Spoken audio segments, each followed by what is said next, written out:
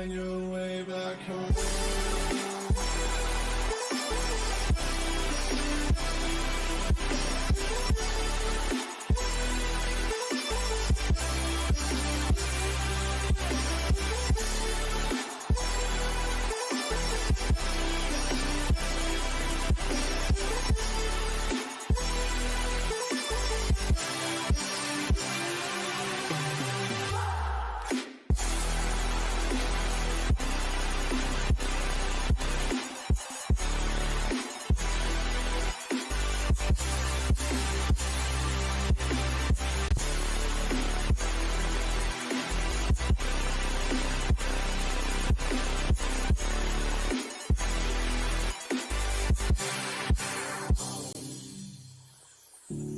Don't let me drown. Don't let me drown. Don't let me drown.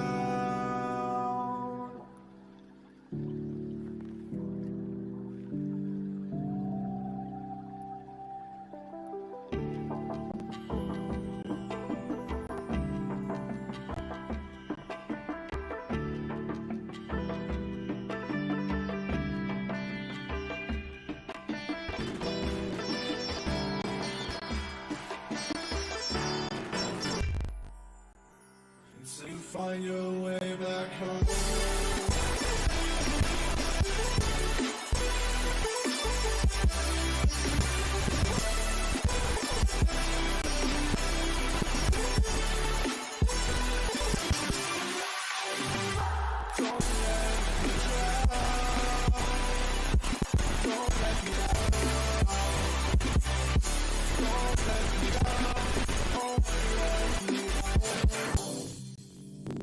Leave you alone to find your way back home.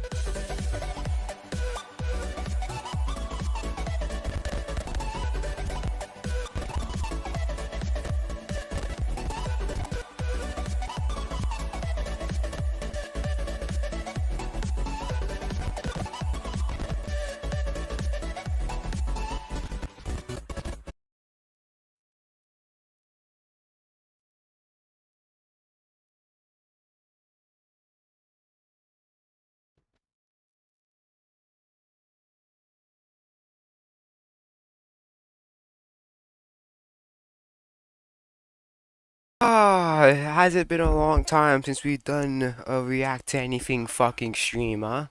It's been like a month if I'm correct. It's been like a month. And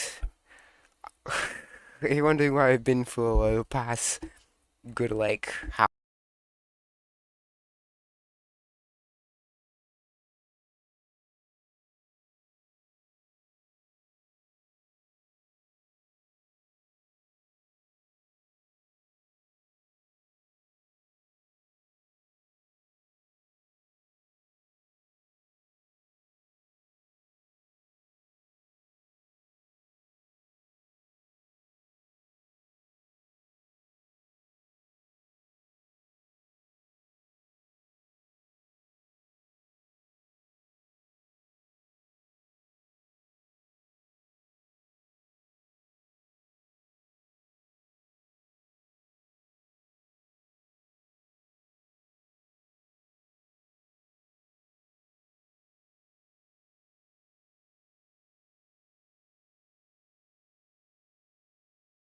long now? Like what? When was the last time I streamed here? Damn, 3 weeks. I haven't been streaming here for 3 weeks. That is crazy. Just give me a moment. Let me close my door and then we can get started.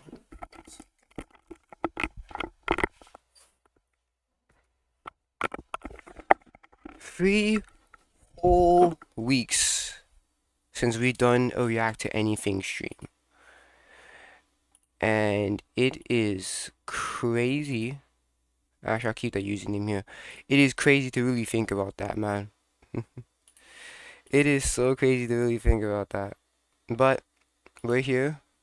We're here now. Yeah, so I would say, well, the reason why, honestly, uh, well, first of all, I did stream, well, no, it was March 16th where I streamed 7.17. Okay, good. So, yeah, so welcome back. How's everyone doing? Yeah, it's been a fucking while since I streamed, particularly on YouTube. But that doesn't mean I haven't been active. I've been streaming a lot more on Twitch. So that's why you don't really see a lot of content here. That's why even though I was still active in the community tabs, in the community posts, I wasn't really active in terms of like the live section or the dropping videos section. But don't worry, guys. I do have like a bundle of videos I want to clip and like release. You know, like yeah. So I have like streams of past. I have past streams that I want to clip and send up to YouTube, like a little edited VOD. Um. So yeah, that's what I've been doing. I've been also streaming Monster Hunter on Twitch as well. And the reason why, in case I haven't seen the community tab, the reason why I have been streaming a lot more on Twitch is because I am almost an affiliate. According to some analytics, I am very close to being a Twitch affiliate. I just need to average a higher amount of viewers per stream, and then I'm able to become a Twitch affiliate. So obviously, in order to get more viewers, you have to stream more on Twitch. So that's why I've been doing a lot more things on Twitch rather than on YouTube. Especially since I got my freaking copyright strike and the video got taken, my stream got taken down. It's kind of just like this. It kind of like discouraged me to stream on YouTube more freely. So yeah, that's where we are right now. I'm trying out something new with this stream. I'm gonna be using 60 frames per second instead of the usual 30. Um, I'm using Safari because I know that when it comes on to like watching videos and stuff like that, I know, and especially on YouTube, when it comes on to watching videos on like YouTube, Safari tends to be more or less on my CPU than Opera GX. Opera GX has a lot more stuff on it. I have like all my bookmarks of like of mangas and all that stuff I'm keeping track of. So yeah. Um. So yeah. Anything post about me, my life's been good. You know, my C score got up a little bit, so I'm pretty just chilling there. But besides that, it's 2:02. I just finished the new Devil May Cry Netflix anime. It's only like 8. I didn't really talk about it in my community tab. I kind of did a brief, like, what I think and stuff like that. I'm planning on going deeper in depth with it on a Twitch stream, maybe. Have some lo-fi music in the background. I put like a slideshow and talk about it. Um, we'll see. We'll honestly see. And yeah, that's pretty much it. Besides that, you haven't really missed much. I'm still active with the web novel, with the fanfic web novel. Uh, the username is the same. My username for it on web novel is the same thing as my YouTube name and my Twitch name. So if you want to check it out, if you're curious, there's a link in the about page on my YouTube. If anything else, I'll put in the link to the description at the end of the stream. I don't think I can do it during. But yeah. So in that case, it's 2:03. Let's get started. Yeah. It's been a while. I'm not used to this shit, man.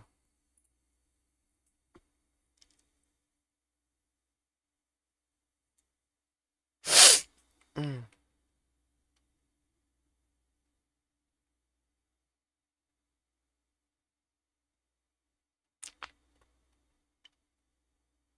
Okay, let me see if I have anything on my watch later playlist. Um, let's see here.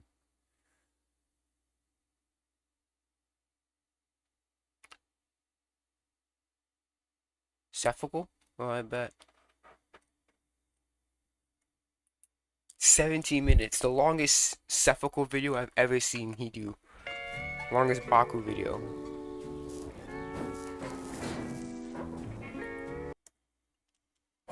Just missed the train for the penultimate time. Wait a minute. He's standing out there not tweaking or nothing. This shit is atypical. What do you want? What? Buddy, what are you doing? Me? Training. And while you listening to Ye, Bitch, hush. What are you training for? getting my life on track. On track. Oh my gosh. Bullshit. It's a I stupid ass promise pun. you, man, you going off the rails. Bitch, are you doing a skit? I'm making moves, bro. Full steam ahead. You definitely ain't moving in silence. Your ass too loud. Quit talking loco and stand the fuck down. Stand down. You stood up on train tracks. Bitch, move. You disrupting my psychic activity. Psychic. I should have known you was a Pokemon. You're about to get snuck by a train. That's sad. What? Bro, what are you talking about, man? What's up, Phil Horn? Get hurt.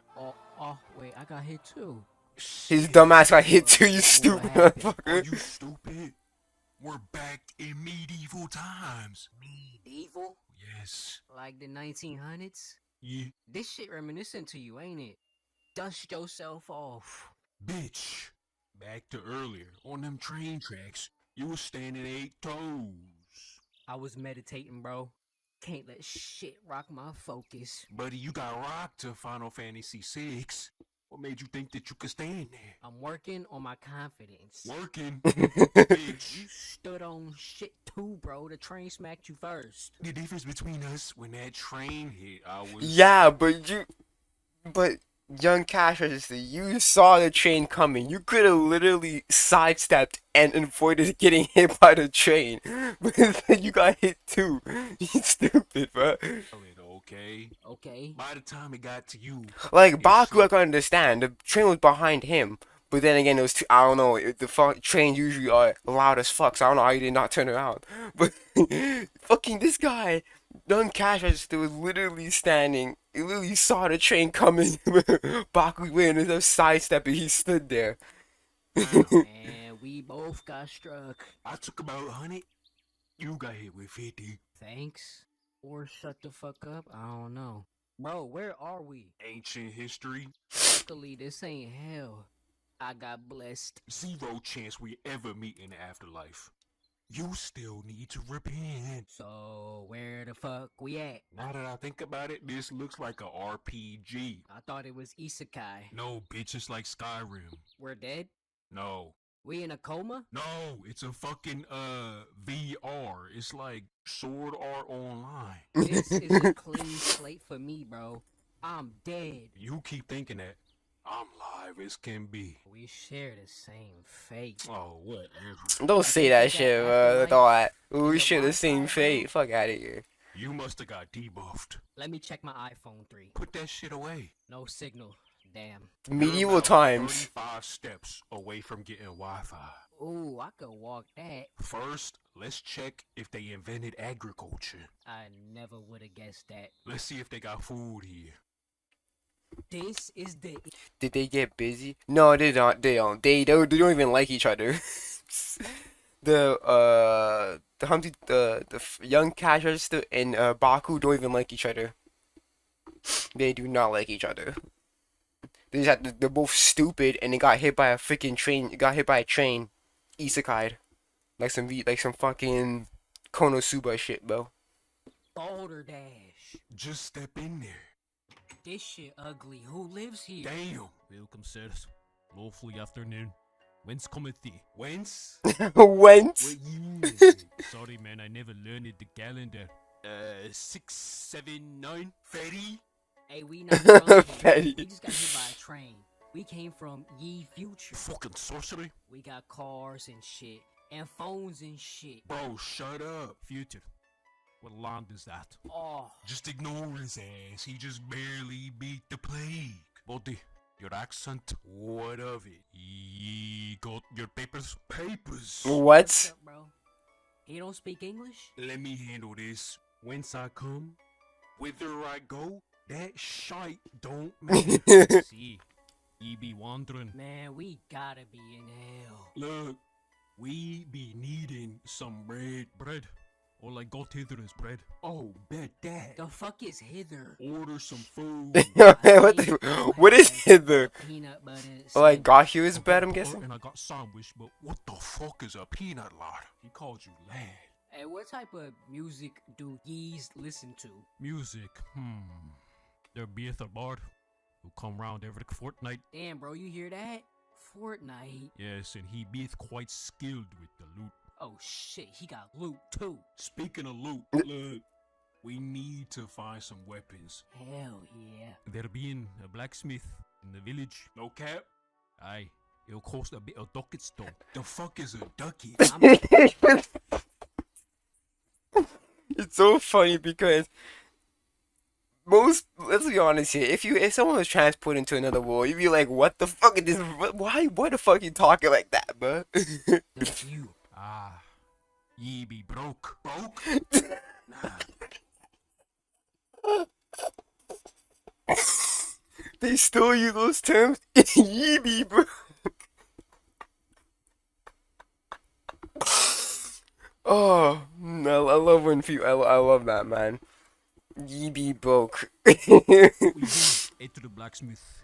Yondermost building to the west. Waste? This is a waste of time. Bitch, shut up. We're going to get armor. Best of luck, these. Yeeby buddy. broke. Let's go see the blacksmith. Blacksmith. No cap. What? He knows what no cap means? Why bust my shit in? Why you busting shit in? These doors can't take that. Fuck. Wait. Look at all this BS on the wall. They got hella equipment. Don't touch shit. They got guns. That musket shite. Just imagine, bro. We get a couple of swords, run up on some scallywags, hit it for all the ducats. You ain't running shit up on no. Scott, this is Boys are bandits. this is medieval time, not fucking pirate ages. What the fuck you talking about, young cash I'll register? be selling not to rabble. Who the fuck you calling rabble? Bitch, shut up. I'm seeking to buy in a sword. Sword? I recommend this one. This thing sharp. That sword clean, bro. Let me handle it. Move, dummy. This is mine. Selfish. Figure out what you want. Hand me a wand. I'm gonna be a wizard. Buddy. Bitch, are you mad, son? Bitch, you know, get yourself some more. Heavy. Fuck nah, I'm not wearing no armor. Y'all could bet some ducats on it. So, what you want? Man, I'll take a raw PA. Bruh. Bitch. That flimsy French shite. Secret shite. Hell yeah. Wait. You said it's called hither? Bruh. Buff. It's not called Bruv. Whatever. Bro, you pay. I ain't got shit on me. And we both gotta be broke. We just dined and dashed for free. Shut the fuck up. You're selling. Sir Smith. We art adventuring. We? Thy swords are great. What the fuck you talking about, bro? Speak less. Take the weapons. Just bring me a cut of iron loot for. Spec less. It's so funny how they're trying to like modern lingo and shit like that in their own medieval times. Spec less. Adventure. Bet. Give me some armor too. This shit look like easy. Damn, bro. How do we get all this for free? I just scammed his ass. What? We ain't bringing back any treasure? If we actually get some, but I'm counting on you to fuck up. No way. Let's test these things out. Let's go to the forest. Okay, let's get some gold. Oh shit, bro. Look, a wild boar. Hold on, dummy. What? Check your stats. Oh, level 1. 3 attack, 1 defense, 3 speed, 0 luck. That's decent. That's ass. What? You ain't got no damn armor. You get folded by pixies. Bitch, what your stats look like? Just step back. This shit is slight. Yeah. Too easy. You already leveled up? Where did you get that move from? I played shit like this before. What, you played the beta? Are you a beater? You're a cheater. Boy, hush that shit. I need to get some XP. Go for it then. I mean, I got this knife, but I really don't want to do any fighting. You're not gonna get XP then. Who the fuck says oi? Fucking bloody loppers. Give me all your pants out your pockets. Yo. He's not for real. A rapscallion. What type of shit he be rapping? Hogwash. Your accent render me sick, mate. You best be aiming off your loot. Aiming? I just handled these boars. That's cap. You're next, buddy. You ain't shit. He bluffing. Yeah. You stab him You up. boys faff about in English class. Where'd you get tutelage? It not matter where. It no matter where. Why are you talking like that? What's with the twaddle? Got the bollocks. Like I said, end off down you. Thou shoutin'. Thou shoutin'. Bozo, you ain't getting a free lick off us. You gon' have to scrap. Repulsive. Who said anything about a lick? It's time to die. Little green goblin, I challenge thee to a duel. What'd he say? He challenged, Okay, wait. he challenged Got Broomstick to a XP. duel. Let me see if I can You finesse. not know.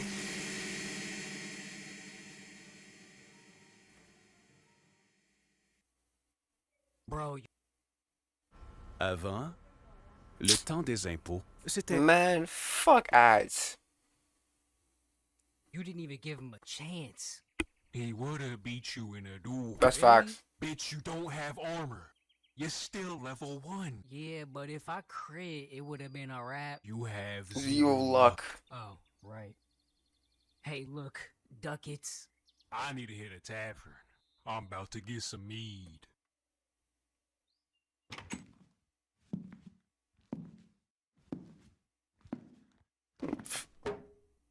How much? 6 ducats.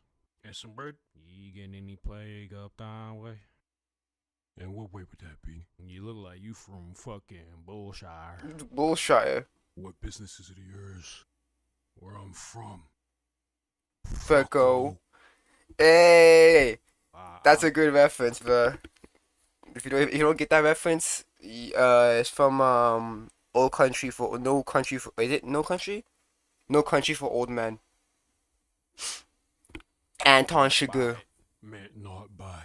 If you can't accept that, then ain't shit I can do for you. Buddy. Shall there be anything else? I don't know. Shouts there?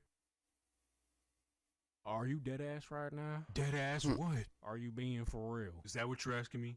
Am I being dead ass fucking for real? Shall there be anything else? You already asked me that. Stupid. I do needin' to be closing. Needin'? Yes. When thou be closing? Wait. Now. Now is not a time. What time do Y'all y'all close? All time I feel like it. Whenever the fuck I feel like it. I'm about to crash. Sir? I'm about to crash. Sir? I'm about to go fucking bonkers, buddy. What the fuck going on in What here? the fuck are you doing? I got 8 ducats. Duck off. Wait, how much for some meat? 6 ducats? That's horseradish. You too broke to be in this business. Let's get out of here. This meat good. I stressed his ass out. He giving it up for free. Here. Here's your lucky ducat. Oh, thank you. It's not a tip, bitch. Don't put it in your pocket. What? Buddy, don't put it in your pocket. I got it, bro. Let me collect that. Anyways, Why were you posturing up on NPCs? posturing. Bitch, I'm actually like that. You're still level 2. I'm top shit out here. Levels don't matter. Oh, brother. What now? I still got 8 ducats. I'm gonna get tickets to the opera. Tickets? Tickets? Opera? Bullshit. The Why does movie that have to be tickets? bullshit. You still Opera believe in fairy tickets? tales. That's not a thing in real American life. You don't know what opera is. It's short for operation. No, it's not. Bitch, are you coming or not? Alright, bro. Let's get to our seats. Wait a minute, who the fuck is that? Nobody came to the show. Bro, how? Fucking peasants can't afford tickets. I'm out of here. Nah, man. I'm not letting these tickets go to waste. I get paid either way. Fuck it. This song is called Figaro. Figaro? That's gotta be a classic. BS. This song is some ass. The beat trash, bro. Why did you buy these tickets? These ducats burnt a hole through my pockets. A hole through your brain, too. Figaro, Figaro, Figaro, Figaro, Figaro, Figaro, Figaro, Figaro, Figaro, Figaro. Wait a minute. Ain't that your bank manager? That's your bank manager. This song hard. Damn. La da da da da da da da da.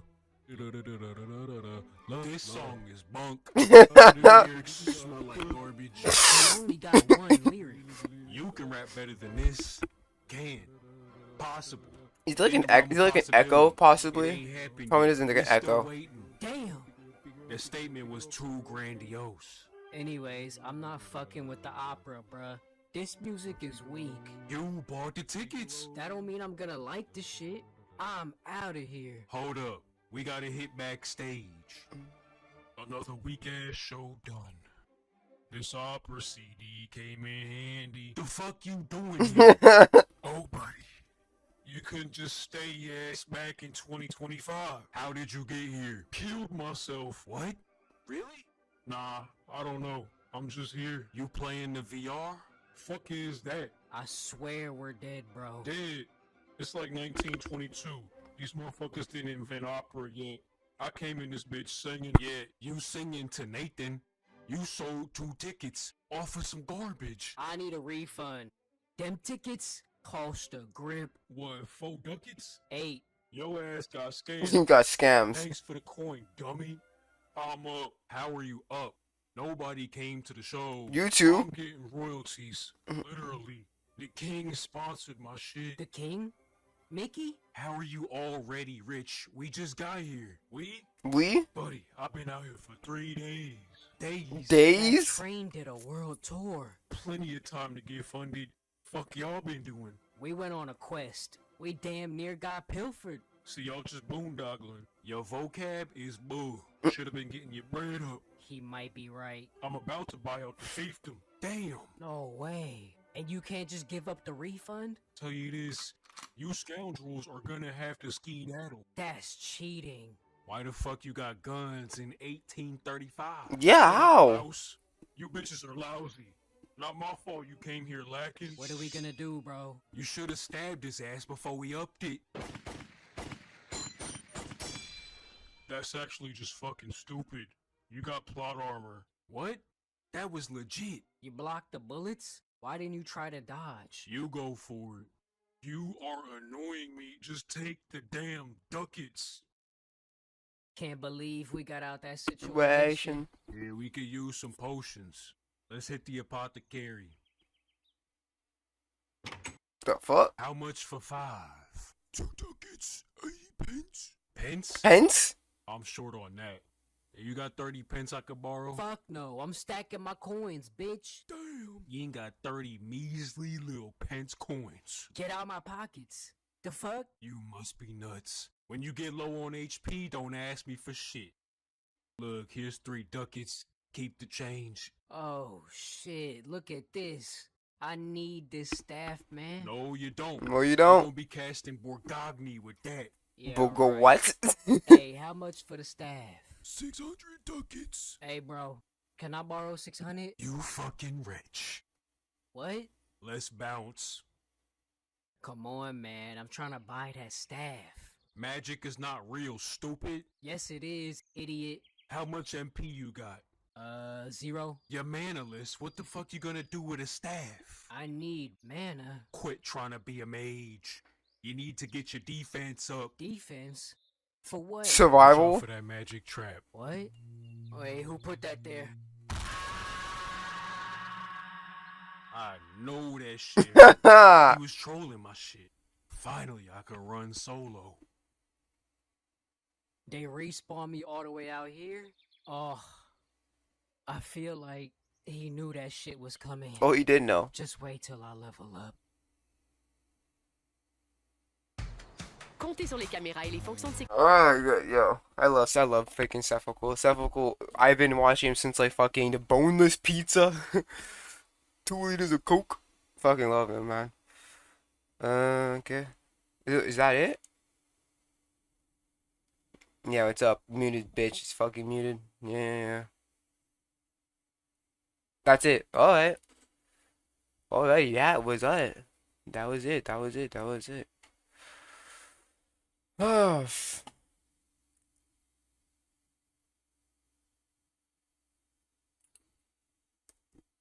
So probably we definitely get part 2.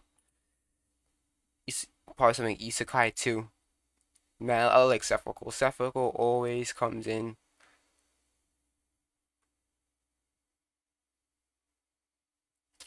Diddy, you got a case. I want to listen to this. Several federal agents are Yeah, I fucking commented on it. Following a raid on the residence of Sean Combs, This is my also known freaking as such a P. good Diddy. video. It has been reported that during the operation, these agents allegedly utilized Mr. Combs' personal recording studio to create a rap song and subsequently filmed a music video on the premises. Footage of the incident has been released, and we have it here to show you. Diddy, you've got a case. All my agents ready to breach. you were surrounded. That's how you found it. To investigate. Don't make a sudden move. Heaven gates, ayy. RP Biggie, man. Jump on the. Hey. We hit to build the case to fulfill the base. And put you in the state where it seals your fate. I don't read my After they bore me, charges here. Hold it for me. We came through with such a surprise that you can't run cause your shoes untied. Craig Mack. Dumb guys leave evidence on thumb drive. Facts. Freaking facts, bro. Dumb guy leaving evidence on fun drives, bro. Facts, man. You threw a pool party with a cum slide. You won't be around next year. The crime's too severe. Here comes the feds from the rear. Here comes the feds from the front to the rear. Yeah, we got feds in the rear. Don't run cause go fast to you. In the rear. Here comes the feds from the front to the rear. Yeah, we got feds in the rear. It goes to the party, got some shit. And they blow vicious. Gold lipstick and strong hands, not my thing, but I understand. I watched you on the man. It's not for me, but it's cool if it's you. If that's your preference, then do what you do. But word to mama, I'd rather tongue kiss a piranha, eat out Madonna, and arm wrestle Michelle Obama. That shit sounds suspicious. In your eyes, please. Let me loose, I don't even need a breeze. In your bedroom with the dark light for the sheets. Everybody look, hey, hey, hey. Let's come on the walls, come on the ceiling, come on the door, don't touch it no more. Here comes the feds from the front to the rear. Goddamn niggas, bruh. Look, I fucking love Ace Vane. Very, very good content creator. He has over 400,000. Yo, I remember when he had back, he had like 200,000. Bro, Ace Vane, bro, he's actually a very good content creator. Very good content creator. This man can animate, voice act, fucking yeah, you can animate, voice act and shit, bro. It's yeah, how was it? Yeah, he does like animations. He does like voice acting and shit like that. So yeah, he's a very good he's a very talented, and he can rap too. Like he can rap and shit, bro. So very good talented content creator. I recommend people to go to Ace Vane, bro. To this day, I still love Attack on Titan's ending. I don't. End the video. Ah, shit. I don't. So let's end the video here. I don't. I don't. That's the end of the video, guys. See you guys next time. Oh shit. To this day, I still love Attack on Titan's ending. We have covered Attack on Titan and its ending here on the channel a fair few times now. Have you? Hold on, pause. Have you?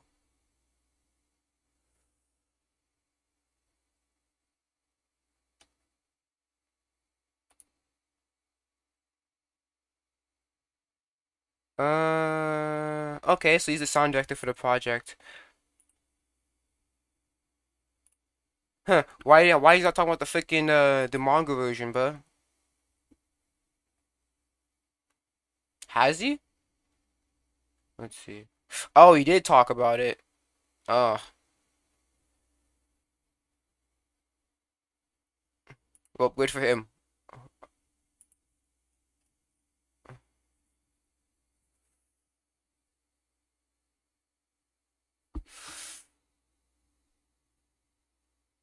But I don't know how I feel about you singing to rap to about singing along to rapping. I don't. In my opinion, huh? It's fine.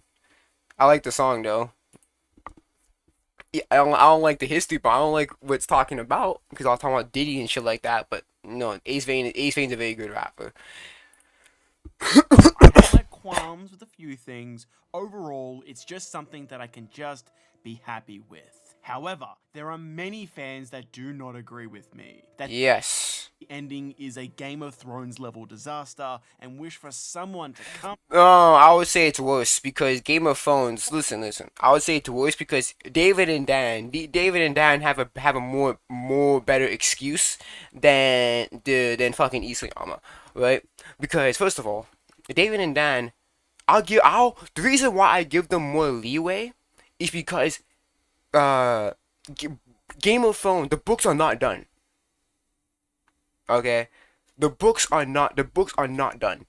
So you like David and Dan kind of had to go off of basically nothing for like the second half of the show. So season 5 to from season 5 to season 8, they kind of had to go on their own. Plus George R. R. Martin was kind of distant as well. He didn't really give them anything else. So that I fucking I understand for David and Dan because they had nothing to go off of. They're good. They only adapt the books, and then after season 5, they had to go on their own. So I give David and Dan more leeway because they're not the original they're not the original writers. But AOT, I'm not giving that leeway because the original writer wrote this ending. I don't care if he fucking planned it. I don't care if he didn't. He wrote this ending. Alright? So, I don't care if he had another draft or nothing. This is the final product. This is the final version. So, that's why I give Game of Thrones more leeway because, hey, David and Dan didn't write the books. Okay? They're just adapting from the books, and George R. R. Martin is a lazy fat motherfucker and didn't want to finish the 2 books.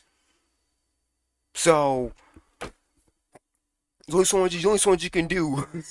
And Game of Thrones, it's a stuffed series. There's so much subplots and everything in Game of Thrones. They had to cut characters, combine characters, and combine plot lines together because Game of Thrones is too stacked, bro.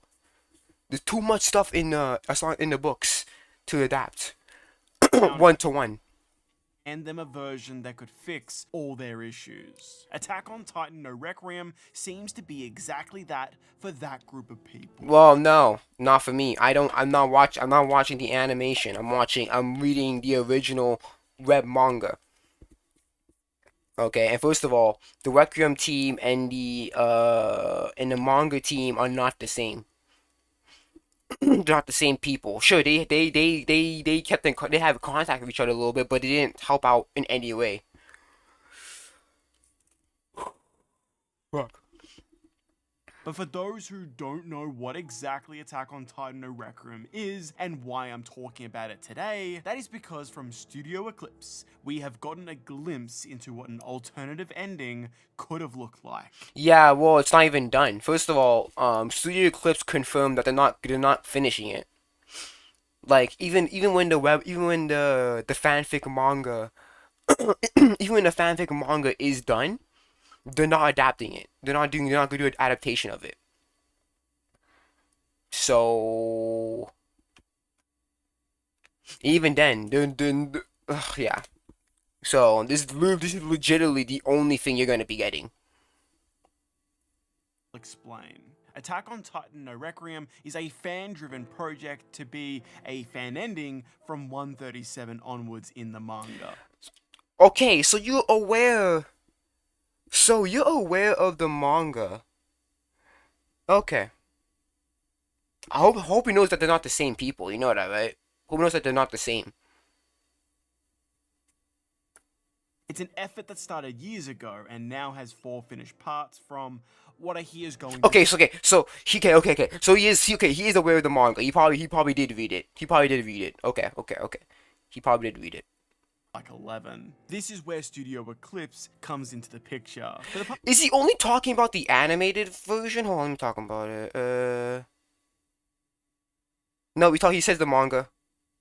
Alright.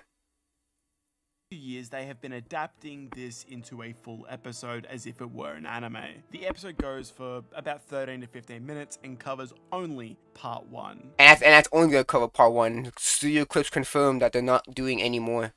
They're gonna focus on Berserk. If they do Berserk.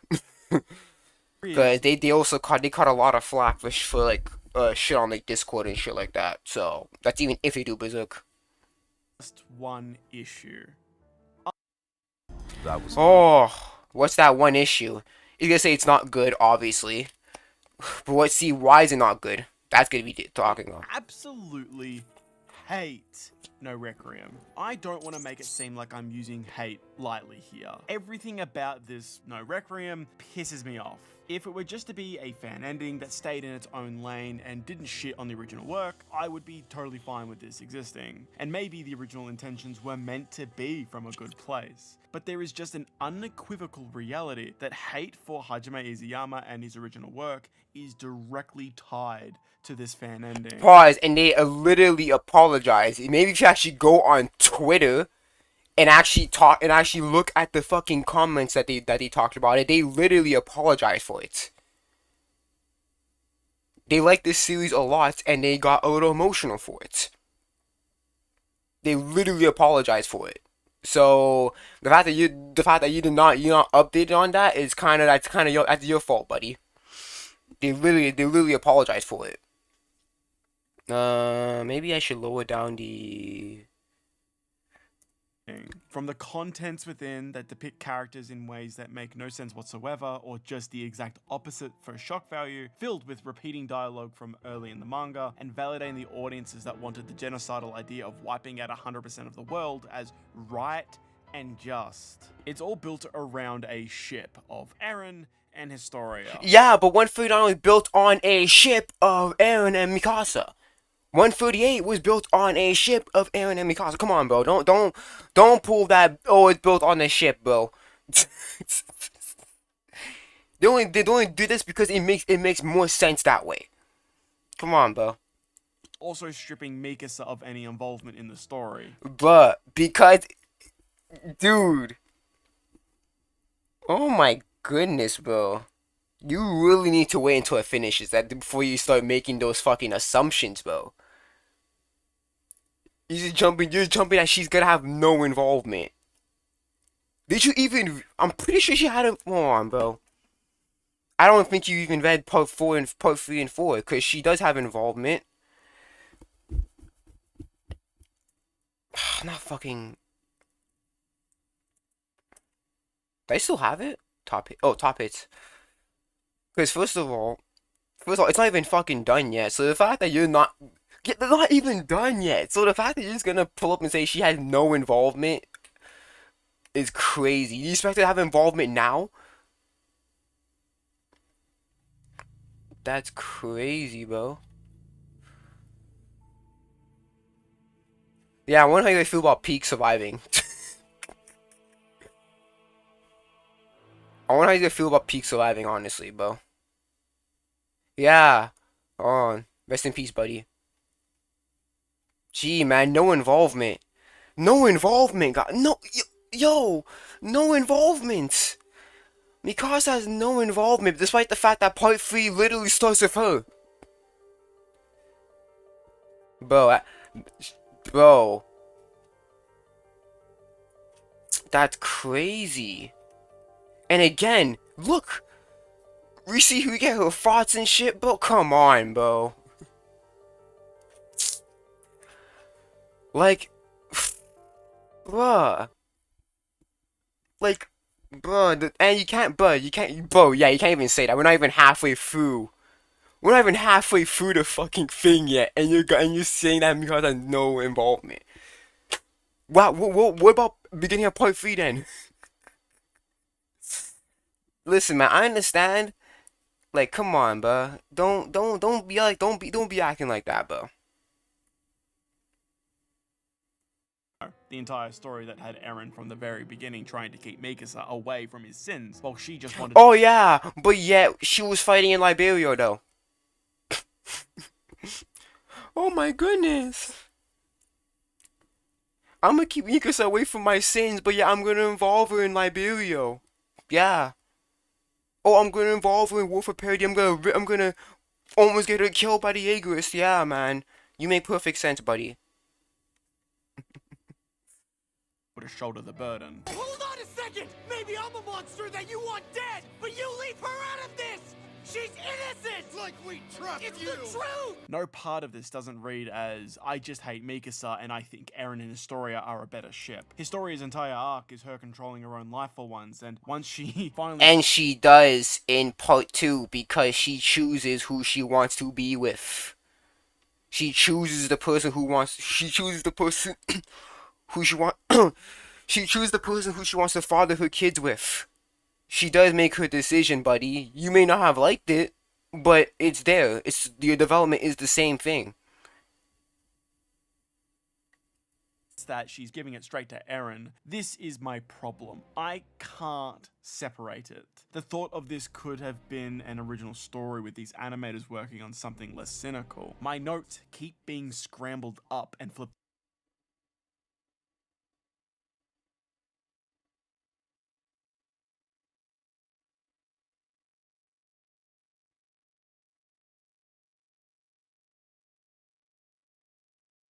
down. The animation team likes posts under their episode that create this divide of us versus them. I deliberately did not read No Requiem over the past— Yeah, but what about, okay, bro, you can't be acting like the ending dislikers were the ones that started the whole dividing, bro. Quit the bullshit, man. No. Get out of here with that crap. You would think that those ending dislikers that fucking pushed the whole us versus them shit, that was the ending defenders. And you would know if you've been in the fandom, especially talking about the ending, man. Don't do that bullshit, bro. Don't pull that bullshit, the us versus them shit. Because I would say that the ending defenders were the one that really pushed it forward. Don't be acting like the ending dislikers were the ones that did it, bro. years, as I knew it wasn't for me. I knew I wouldn't like it, but I did for this video, and I felt I just needed to know where the story goes after the credits rolled. After my shock of reading all 4 parts, I went and read article after article to find people loving it. But the— oh no! Not the Wolf for D and not for me. Oh no! When people like something I don't like and I get mad, but yet when it's the reverse, oh, come on, bro, come on, don't do that shit, bro. So what are you saying? When people talk about it and start to like it, there's no issue. When people start to like the original, the canon ending of AOT, there's no issue for you. But when people start liking the fan-made AOT No Requiem, oh, now you have a fucking issue. Bro, stop it, man. Stop it. That's the Wolf for D, not for me bullshit, bro. Don't do that, bro. Don't do that, bro.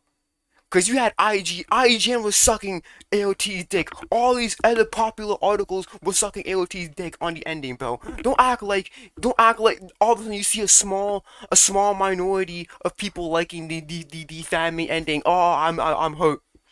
I'm hurt. My feelings are hurt. Fuck out of here, bro. Man, the most popular person, the most popular YouTube person that ever talked about AOT or No Requiem was was these guys, Amy Balls Deep. These are the only people. These are the most popular people that talked about it. And guess what, bruh? They haven't talked about it in like 3 years, and 2 extra parts came out. So they're pretty much not talking about it anymore. Come on, bro.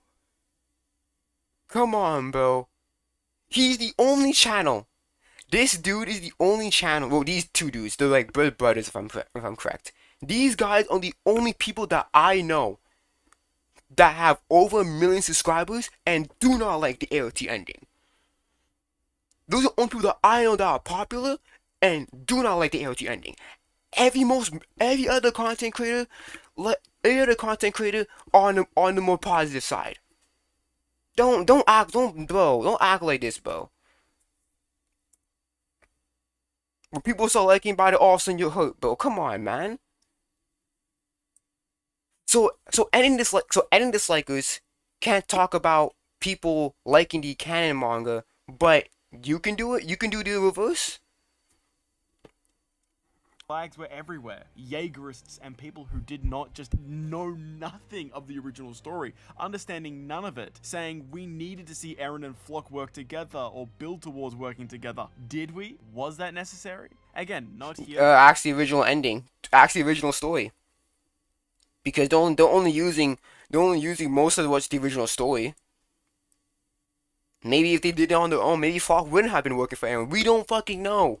Alright, they only start from 137 onward, so they had to keep everything intact, including Flock working for Eren and all that shit, bro.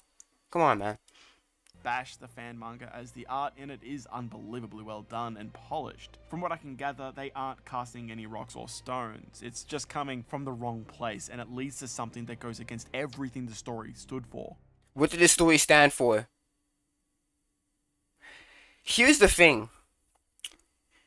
He doesn't... This is actually so pathetic.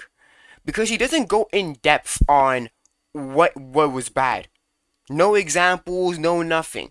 The only thing that I really got here was me don't like Eren and the story of ship.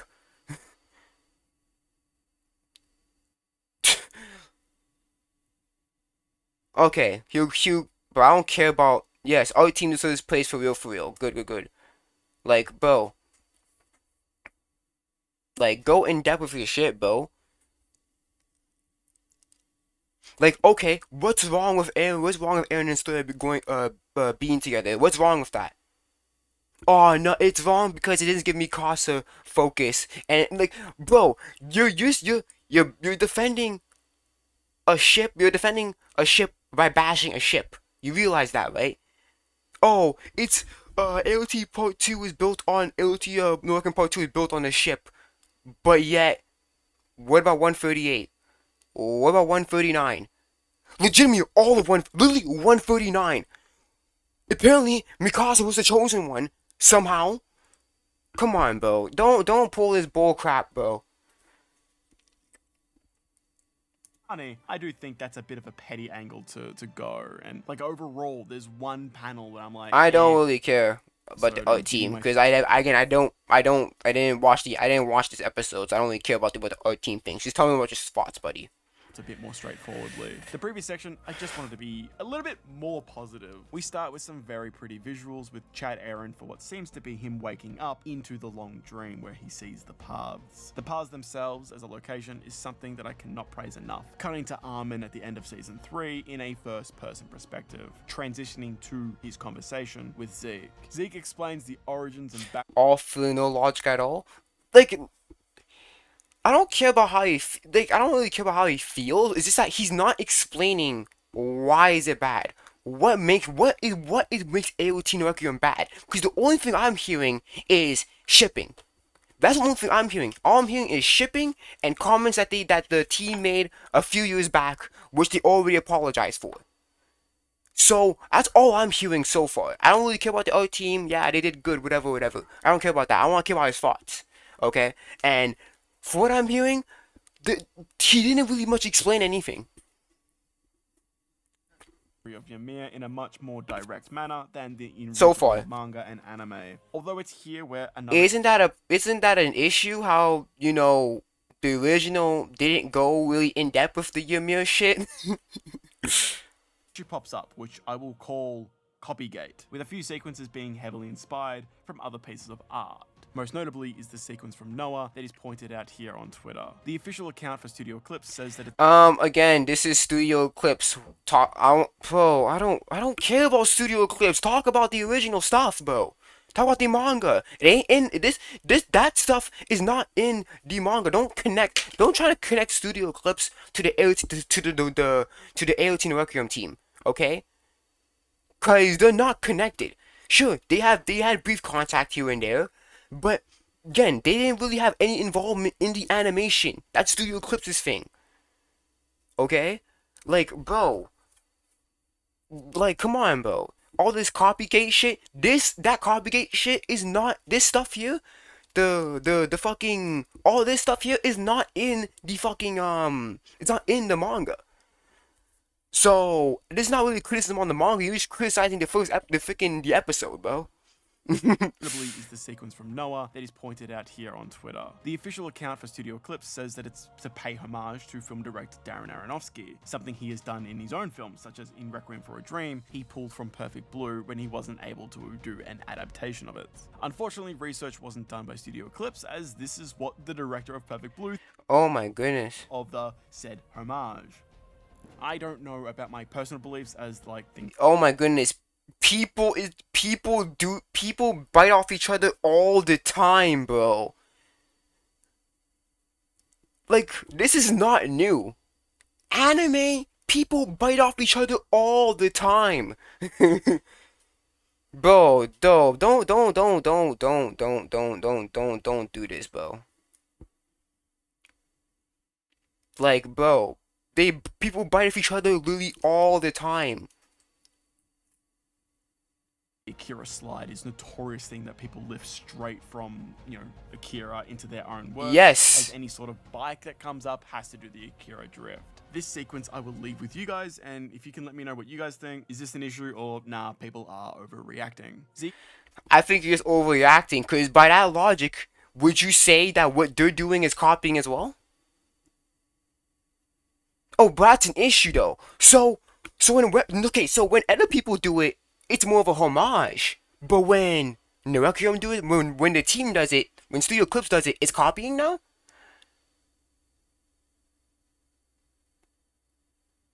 Like, in order to pay homage to something, you're gonna have to copy it.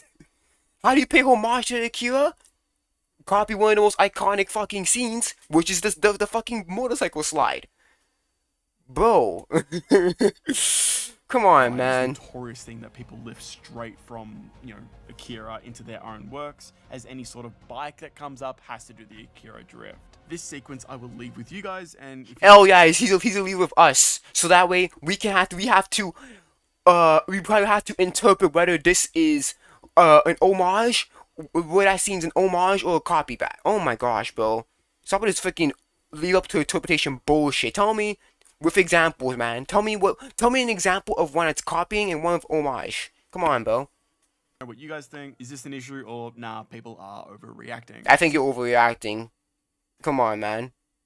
Continues to talk, and most of this looks great. Some really impressive camera work with it, doing some very nice things with perspective and lenses to give a sense of oomph. Eren takes his younger self through his own memories to show him everything, all of his tragedy and trauma, that Ymir still isn't free. It also makes Eren far more in control of his powers. Yeah, like how it's supposed to be. Cause don't forget, pre-139, Eren was coherent as fuck. It made it seem like he was doing like we were supposed to do, like he knew about it, bro.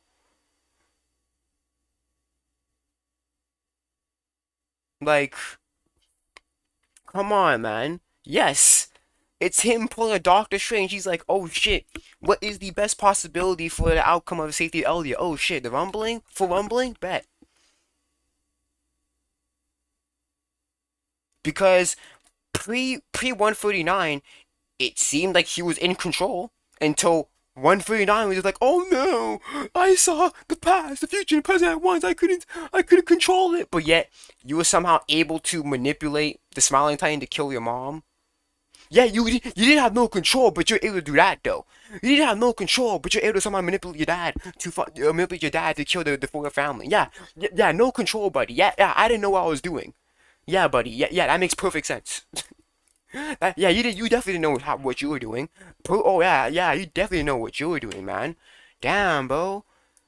Was all the accidental or something? You're not talking about the law, the script, original law. Yeah. You're not talking about the script. He's not talking about the story or what. He's not. Okay, my issue is he's not talking about why is it bad so far. Okay, oh, it's just all I hear is shipping and Mikasa does not get enough attention. That's all I'm hearing. And the animation team.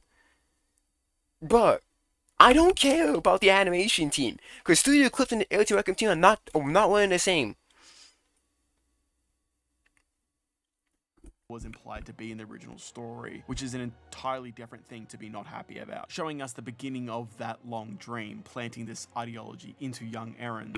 Yeah, but didn't he kind of already do that in the original, in a way? So, if Isayama did this, would you have liked it? Yes or no?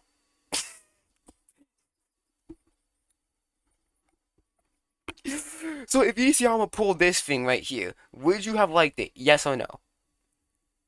Because he kind of did this similar. He kind of did a similar thing in the original canon, except in 139. Oh, I didn't know what I was doing, but yet you were, you were, you were sending memories to Kruger, and you were somehow, Kruger see the future, but you are somehow freaking manipulated the Smiling Titan into eating your mom, and you somehow manipulated your dad into giving the Titan powers, and you somehow like, bro. And actually, that's a good question because we don't know what the fuck. We don't know why Grisha gave Eren the Titan powers if he knew what was gonna happen.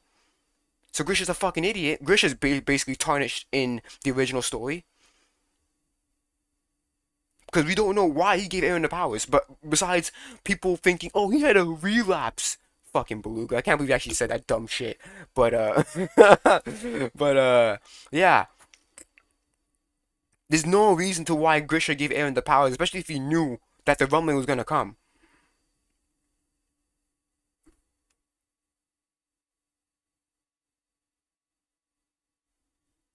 Will forget. While this seemingly plays closely to the original story, it very much is ramping up the narrative here rather than ramping down. Remember, this is taking 137's spot in the chapter number sequence out of 139. We also get the famous fan art depicted on screen.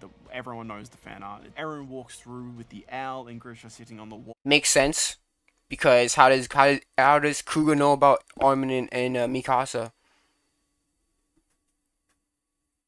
This would have been actually really cool Easter egg if it actually had narrative purpose. The entire scene in Season 3 is about Eren wanting to protect Armin and Mikasa and speaking through the owl. But as we see in Part 2 or Chapter 2 of this No Requiem, what comes next is very... He is kind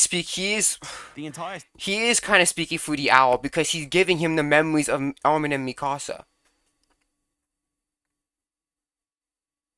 He's giving Kruger the memories, so he's indirectly speaking through Kruger.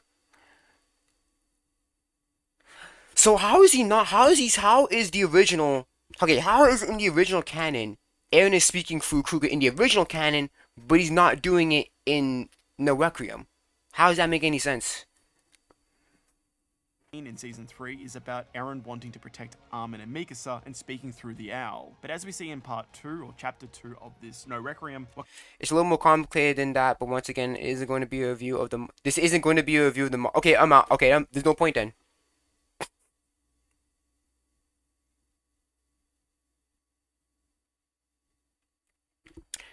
This video is so pointless.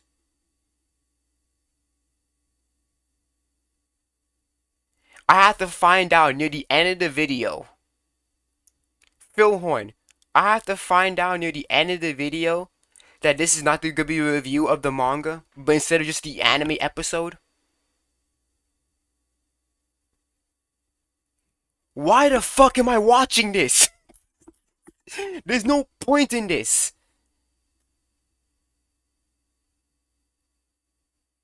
Cause he's talking, cause his little fucking editors know he's talking about, he's not talking about the manga. So what the fuck am I doing here? This is a waste of time. I waste like half an hour. It's a little more complicated than that, but again, this is going to be a review of the manga. Again, that is a waste of my time. Yeah, very creative choice. Everything goes as you work at it doesn't make sense. Aaron does say he doesn't want to fight his friend, but I will be moving on. Much of it literally goes against canon material. No one does not.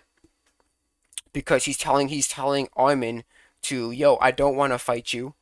Alright? If you just don't fight, if you don't fight me, I won't have to fight you, bro. Go back home. Go back to the island, relax, kick your feet up, and I'll do the rest. Tell you and the homies, yo, go back home, kick your feet up, and bruh, I'm gonna say it right now, I'll come back, you guys will be fine.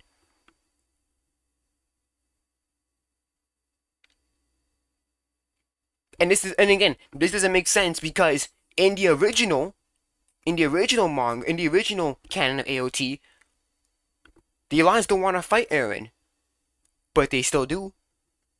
They kill him. So again, how does it make sense? In the original canon, right? In the original canon, right? Eren said, right? Eren says right here, right? Oh, I want to make you guys seem like heroes, right? He wants to make them seem like heroes, right? But yet, he kills Hanji, right? He basically killed Hanji. Like, come on, bro, you can't. He killed Hanji. He crippled Levi. Cause I'm pretty sure he can control those Titans, so he crippled Levi. So, plus he had the Titans pulling up to fight them. So if Eren can control those pure Warhammer Titans, right? Would you say wouldn't he be contradictory here in the original canon as well? I was trying to avoid from the last act anything. It was a mistake. Fine, I won't do that. No, it's just for me. I just want to say, just watch the video before you send it to me because if he's not talking about the manga, then I don't really care anymore because he's not talking about the review of the AOT no Requiem manga. This is talking about the episode by Studio Eclipse, which again I don't care because I didn't watch it. And I don't have to watch it because I know that the original manga version is the best version to read it. Okay, I know that Studio Eclipse gonna do their own thing. They're gonna have their own scenes and stuff like that, like the whole fucking Noah's thing with all those different people of different cultures carrying their weapons. But again, in the original manga, he said that he did not know that that his friends were going to survive. So how does that make sense? He wanted to make his friends seem like heroes, but yet he didn't know that they were going to survive or not. How does that make any fucking sense? Oh, I don't know. I want to make guys seem like heroes, but in the same chapter, I didn't know if you guys were going to survive. What is it then? How does that make any fucking sense? So, if you killed, let's just say, for example, he accidentally killed the Alliance. What then? What was the plan then? Because he really said he didn't know that they were going to survive. So, what then? So, oh, wait a minute. So, it's fine. So, it's okay for the original, the canon Eren to be contradictory. right? With what he says. But yet, with this one, with the fan made, with the Requiem Aaron, he can't be contradictory? What? And look, he gave him a warning. He gave him a warning, bro. I don't want to fight you, bro. But if you have to fight me, I'm gonna have to fight you back. Simple as that. Oh, fucking hell, huh? Next is very clearly that he does not care of that original purpose. What's that original purpose, buddy?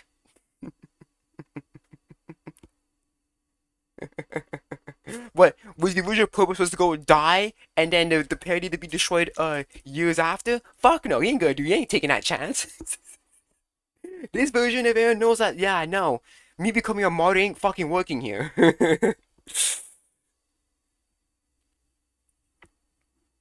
Man, he does not care, but yet he nearly cried and says, "I don't want to fight my best friend." He don't care, but yet he wants to protect his kid from foreign invaders. Oh no. Oh no. He doesn't care, but yet he had the goal to bring Armin back, into the paths and actually talk to him. Oh my goodness, he don't care.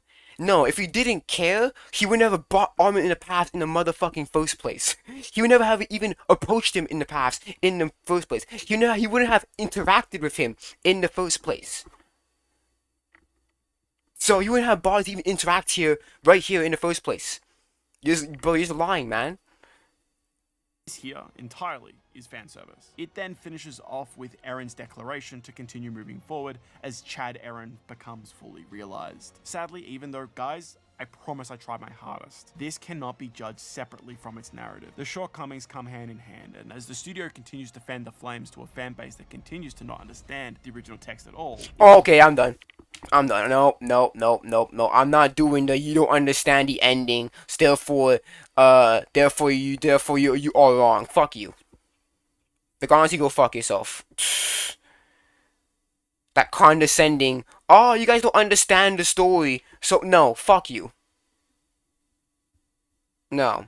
Don't pull that fucking bull. Don't try to gaslight me into me to understand it. And I try to understand the ending. And it makes no fucking sense. Shut the fuck up, man. Bro. Don't pull that shit, bro. Don't pull that shit, bro. Nah, man. As soon as I heard you don't understand, people who don't understand it, nah, go fuck yourself, man. So, what if I can make that same argument though? You don't understand 18 Requiem.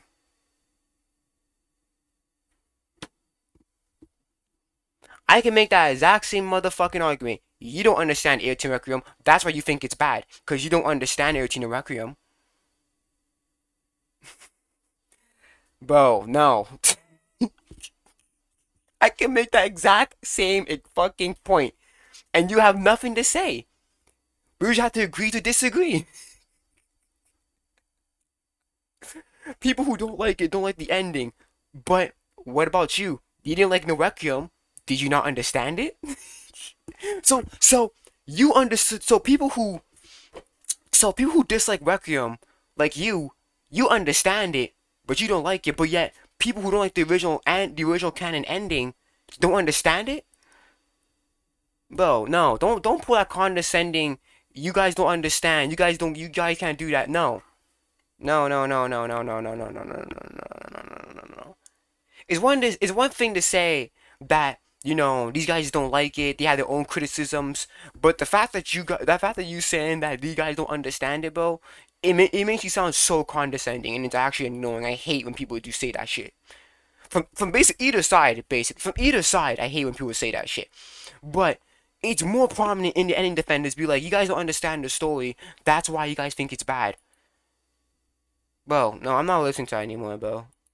I had to exit out, bro. As soon as I heard that shit, you guys don't guys. Oh, No, catering to the people that don't understand the ending. No, get out of here with that crap, bro.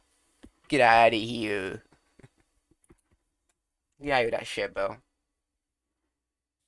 So this video might not be too long.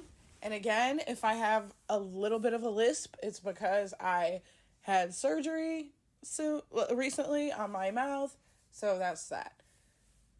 Aang did something very, very unlikable. And I was not expecting it at all. So usually when you're watching these shows about like a savior or like, you know, like the coming of age story of like a savior, you get Hating just because, yeah, legitimately, it's literally you guys don't like it because you guys can't comprehend. I'm sorry, I can understand what the ending was going for, and still not like it. Like I don't like that condescension. Be like, you guys don't understand. That's why you guys don't like it. Because I can make that exact same argument for him, and he would have nothing to say about it.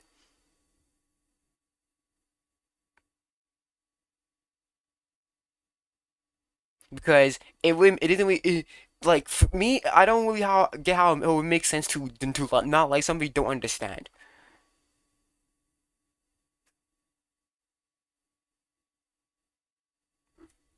No, I just don't like that because again, I can make that exact same argument for him. You guys, you didn't like Alien Requiem because you didn't like what it was going for. You didn't like what it was referencing. You didn't like anything of it, and you have nothing to say on that. You just have to agree to disagree. No, I just don't like that. I don't like that shit, bro. And he didn't really explain anything. Oh, it seems to be ship. It seems to be built on a ship and all that stuff. Okay, what? The only time that his story has only been mentioned in part 2 so far.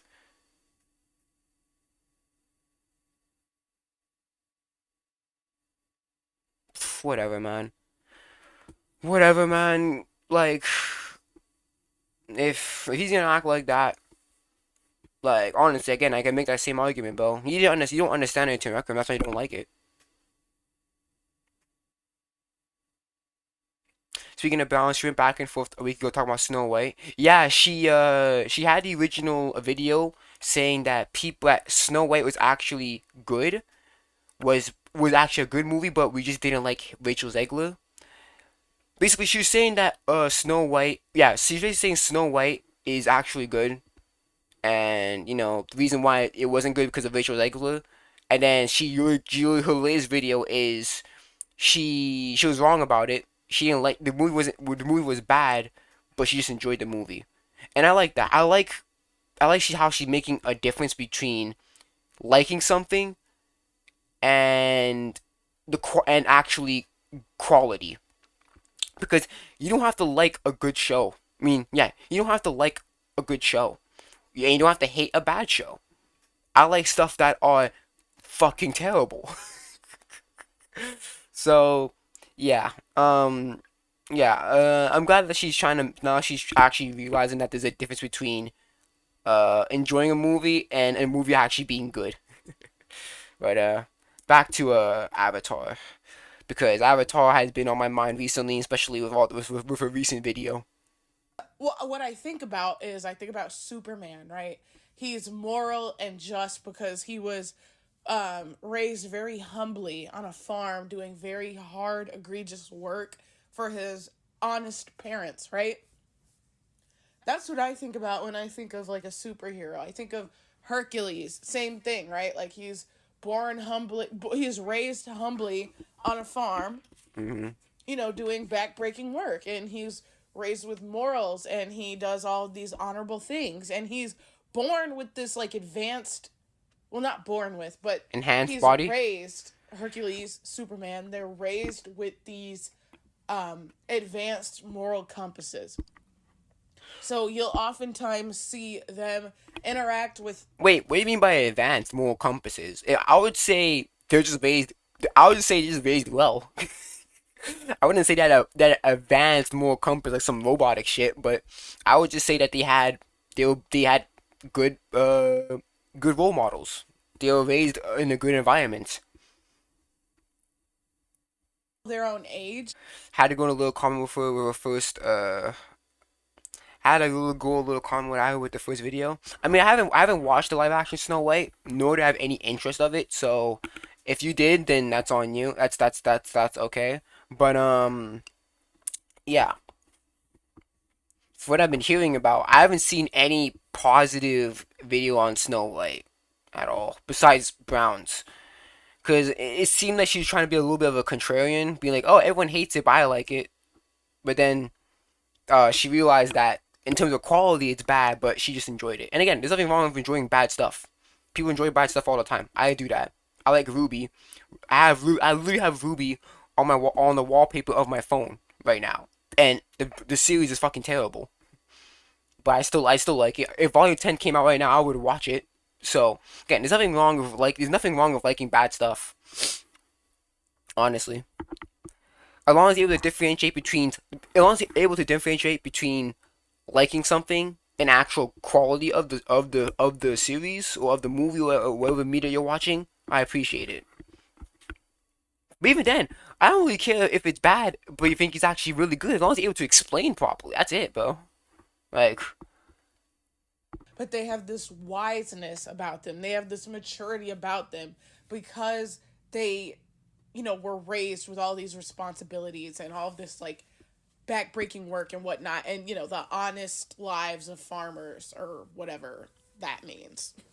I was very shocked when the guy from whatever fucking tribe that was passing through and delivered Aang a note from wherever the fucking note was from that showed the way to Katara and Sokka's father.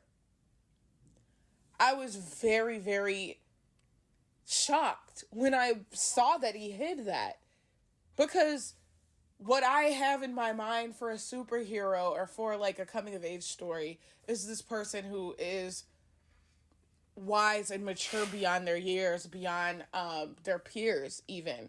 And it seems like, obviously, and this is obviously like intentional, Katara is the most mature out of this trio because she's a girl, that's just how biology works. Women mature faster than men.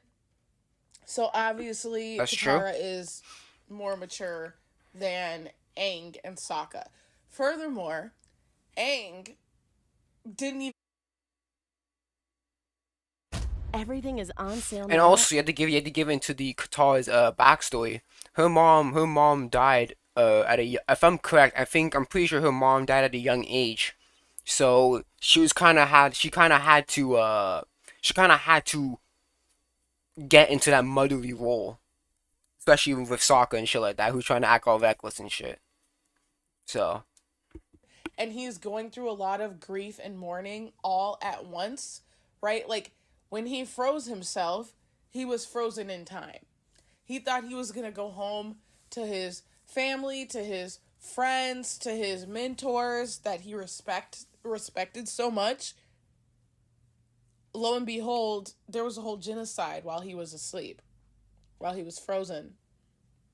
All of his people are gone, right? And so this is just like some context to like explain. I'm sorry, but what is this? Like, what is what I'm watching? It's not the audio. It's just like what she's doing is she seems like she's on her phone recording it, and then like every like 3 seconds she's doing like a 10-second skip. I don't understand this.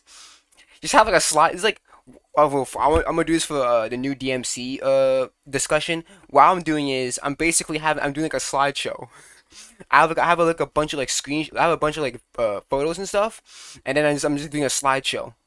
I don't really get this whole method that she's doing. It's weird. Why he's not one of these mature, raised and bred by good, honest people, farm workers and whatnot. Like, oh my goodness, it's like almost 3.5 minutes. Just get to the point, please, Bounds, get to the point. It's not fair to compare him to Superman or to Hercules because he didn't have the experience of being raised. Yes, we know that. He's 12, right? Or like whatever age he is. He's 12. Because it's weird because the Airbender is supposed to tell him he's the Avatar at 16. That's usually the rule. But then they told him a few years too early. So out of like immaturity, well, obviously the 12-year-old, he tried to escape that responsibility, and in the consequences, he nearly died. He froze himself, and then the Fire Nation just fucking killed his whole family with all of his friends and shit. So 10 or 11 or 12 or something. Like, he's not fully mature, right? He has wisdom, right? Like, he has the like access to ancient knowledge, but he just doesn't have the lived experience to be able to make like morally correct choices all the time and whatnot. We see that he does have his own like code of ethics and morals that he like operates under, but it's not foolproof because at the end of the day he's just a child. So when he hides Katara's and Sokka's map to find their father, he's thinking strictly selfishly. Like, if they see this map, they might want to leave me. oh, I was about to say that. Yeah, I was about to say that. I was like, yeah, because if Aang gave him the map, they might leave him for their dad. It's just like, yeah, yeah, that's true. No, this is gonna be what causes a fork in the road. This is where we're gonna separate ways. I'm gonna go to learn how to do water bending and whatnot, and they're gonna go find their father and be a happy family. I don't have that. I have no family. I have no one waiting for me anywhere. And I feel like maybe And Katara. what makes it even worse is because what makes that even worse is that it's kind of his fault because he decided to abandon the responsibility of being an avatar, which again he basically abandoned the air temple because he didn't want to be an avatar. But like yeah, because of that, he being like isolated from his friends. The friends didn't really want to talk to him and hang out with him and stuff like that. So he like alone. So he left, and then that caused everything. That caused the series to happen, and him getting frozen, and him causing the death of his of all of his people. So it kind of gives him that choice. It kind of gives him that like thing like, oh shit, like I don't want, because I'm gonna be alone again. I want to be alone and thinking about what could have been and all that shit. So yeah, I understand. By the end of the episode, And again, what Aang did, yeah, it was terrible. Aang did what Aang did was unlikable. Yeah, it was terrible what he did. It was bad. But you understand why he's doing it. You understand why he's doing that. He just doesn't want to be alone. So yeah, I understand why Aang did it. It's not good, but it's understandable. like, looks a bit deeper into it, and she's like, okay, like, we are his family at the end of the day. And it's very awkward to learn that your family has been genocided off of the fucking map, and now you're strolling along with two other people who are in Yeah, a. and what makes it worse is that he was the Avatar. So maybe for him, maybe if he stayed, he probably could have gotten proper training and defended his people. But he can't. He escaped responsibility, and he inadvertently caused him to die. Kind of similar predicament with the fact that they haven't seen their father in a very long time, and their mom was killed by the Fire Kingdom. Mm-hmm. So what happens when you guys bond kind of as this like orphan group of unfortunate children, and two out of the three find their parents? Like, how would that make the one who doesn't have any parents or doesn't have anything to go back home to, how would that make him feel? I imagine. Yeah, he had nothing to go back home. He had skeletons. He had nothing to go back home to but skeletons, but so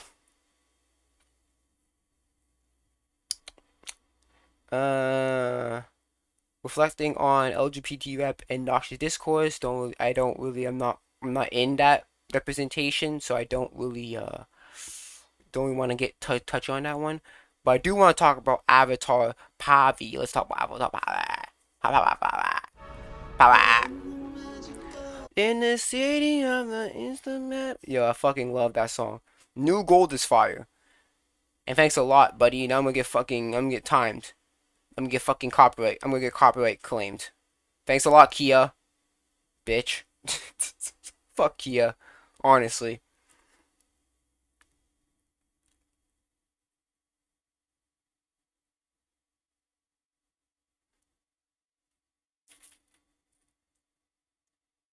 Oh my god, CD, like a new Avatar series has been announced and Korra is the worst. Pixie, why do I just know you're being stupid again?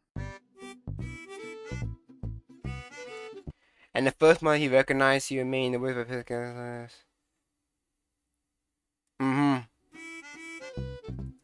Oh yeah, cause when you saw his freaking when you saw his master, he was literally bones. So that traumatized me even more. So, oh shit, but I have nothing to come back to. So, a new Avatar series has just been announced following the Earth Kingdom Avatar after Korra, a post-apocalyptic story where all the old systems and states have been destroyed down to just 7 havens, and concerns the new Avatar and her relationship with her sister during a time where the stature of the Avatar has been severely damaged. The information on this actually leaked months ago, and more than a few people cocked an ear that the premise sounded eerily similar to the one I pitched myself last year about— Oh no, no, Lily, don't do that. Don't do the, oh, they bit off my shit, but no. First of all, you don't own Avatar. So, legally, they can bite off your shit and you have nothing, you have nothing to stand on. Because they'll sue your ass to oblivion. Because you don't own Avatar. So, they can bite off whoever they want. They can bite off any fanfiction they want and you can't do nothing about it. Because again, it's not your universe. So, like, yeah, you can't say that the Avatar studio is trying to copy off of you. I don't think they're trying to copy off your fanfic, buddy. Especially with the whole the sisters are in love with each other incest shit, bro. Fucking hell. Avatar named Neva, primarily adventuring with her non-bending older sister named Lavi, and whose central premise was tearing down the established rules of what it means to be an Avatar story. Hell, according to the leaks, their names are Pavi and Nisha. Either I am weirdly on the same creative wavelength as Prike, or their names are— premise was tearing Avatar named Neva, primarily adventuring with her non-bending older sister Lavi, and whose central premise was tearing down the established rules of what it means to be an Avatar story. Hell, according to the leaks, their names are Pavi and Nisha. Either you're not on the same wavelength. You can just be a coincidence. I was about to say that be careful of copyrights. The very reason the last act was taken down. I can't put it back until mid fucking June. Yeah, facts. It's good. It's gonna happen one day. It's gonna be like June, right? It's gonna pop up on my. It's gonna be like a pop up on my fucking live section of my video. Be like, huh? I completely forgot about that. And to be honest, I kind of forgot about it. I kind of forgot about it already. It was just when I was doing react to anything, I'm like, what part was this? Oh yeah, it's part 18 because 17 is gone forever. 17 is the lost number. I'm weirdly on the same creative. That'd make a lore. Be like, hey, what happened to parts? Where's react to anything part 17? I'm trying to look for it. I can't find it. Oh well, it's gone. It's gone forever. It's number that'll never be found. Sprite, or I am having creative premonitions. The announcement comes alongside continuing buzz that a film about the original gang is in production, though strangely enough, no actual art or visuals have been released. That's likely because there aren't any. The film is slated for a 2026 release date, meaning it's likely still being animated as we speak. As for the series— yeah, and we don't know when it's coming out in 2026. I'm assuming it's gonna come out late 2026, so we don't have to really. We're not gonna hear about it anything time soon. Doesn't have a release date and is a single 26-episode season, and so it's likely just out of pre-production with a finalized script. Actually, Lily, it's like 2 13-episode seasons. Shut up! Shut the fuck up! 13 episodes is not a season. 8 episodes is not a season. 26 episodes is a season. The leaks contain nothing but concept art and— but let me show you. What about Breaking Bad? Speaking of Breaking Bad, I'm gonna talk about this. In Breaking Bad, they have what? Let me check Breaking Bad. Breaking Bad has let me see. Breaking Bad season 1 has 7 episodes. Season 2 has 13 episodes. Season 3 of Breaking Bad has also 13 episodes. Season 4 of Breaking Bad has what? 13 season 4 of Breaking Bad has 13 episodes. Season 5 has 16. So yes, it can be a season.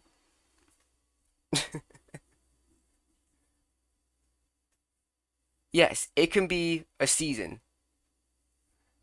It can be a season. 8 episodes can be a season. If Breaking Bad has 7 episodes and starts as a season, it's fine. 13 episodes is a season.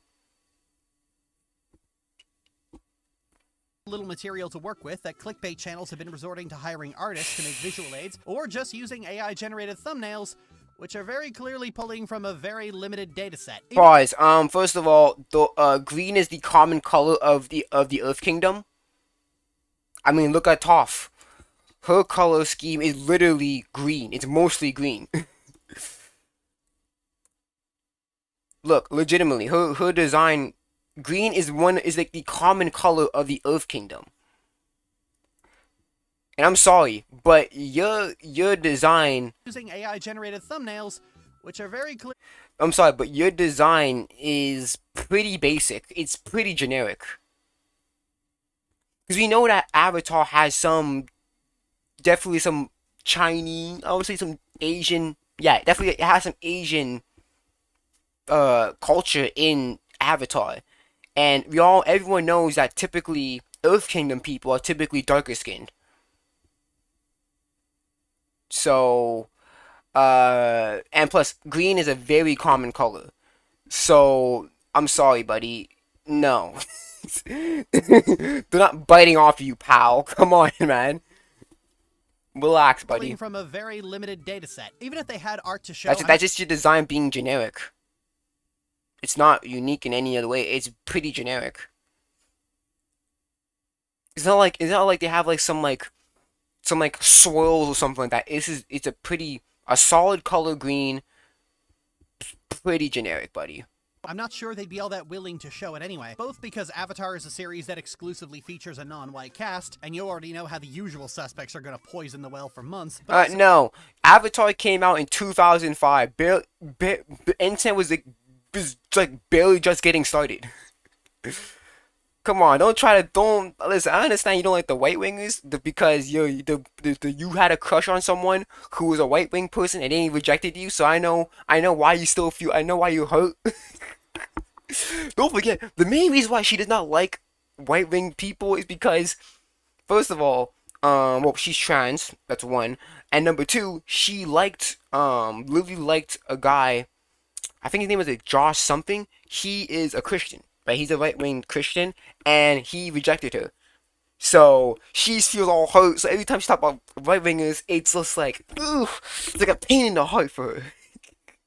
As we demonstrated at the start of this video, the Avatar fandom is... What? Stupid. Turn the friggin' frogs gay. But I mean, literally, like, bro, Katara and everyone likes Katara and everyone likes Sokka. I know some people who don't. I know that some people who won't like Katara a bit, but a lot of people like fucking Sokka, and he ain't pale skinned. He tan, bro. Come on, bro. Don't be like that, bro. And I'm pretty sure if I'm correct, I could be wrong, but if I'm correct, Sokka in the original series had the most love interest.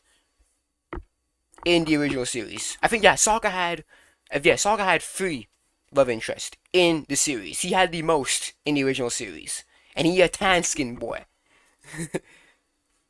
long tan and handsome.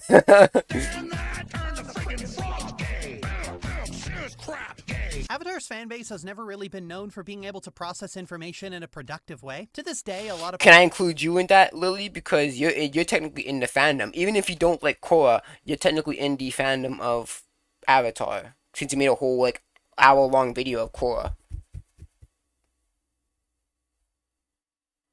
Are convinced that the Avatar can't bend more than one element without Rava, despite us literally seeing Korra do it herself, but the announcement made this stupidity abundantly clear when the setting of the post-apocalyptic series after Korra, where the Avatar's reputation in the mud, led a lot of people to believe that this makes Korra the worst Avatar because she destroyed the world.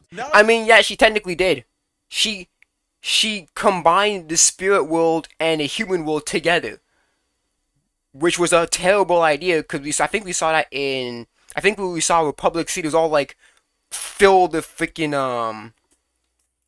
the things with Katara, she's a buzzkill. Yeah, that's what makes that's what some people that's why some people don't really like her, is because she's a buzzkill and stuff like that. But again, that's kind of her role. Her role is to be the voice of reason, the support figure. Be like, wait a minute, guys. Like, yeah, she's like the mother figure of the team. She's not the oldest. She's not the oldest. That's Sokka. Sokka's the oldest, but she's the most mature out of the group. So she kind of has to be, bro. Yes, Katara is a fucking idiot. She combined the spirit world and the earth world together. It was a terrible idea. And if I'm correct, Republic City got filled up with all these vines and shit like that. If I'm correct, not all of Republic City, but at least one of the cities was completely filled with all this nature and shit like that because of fucking what Korra did. So yes, Korra's a fucking idiot. Saying she's responsible for the world being destroyed, bro. There's gotta be a reason behind this. Very astute. Okay, so the Avatar fandom has always been weird about Korra in relation to Aang because woman, dark-skinned, brash and aggressive, you get... No, because Korra is older than Aang. Aang is younger, so he gets a lot more leeway. Okay, Aang is younger, so he gets a lot more leeway with what he does than someone like Korra, who is older and much more of a fucking asshole compared to Aang. It's not because of her appearance, it's because her personality is crap. Especially the whole love triangle shit. Oh my goodness, bro. The whole Asami, Mako, and her, bro. I fucking hate the love triangle.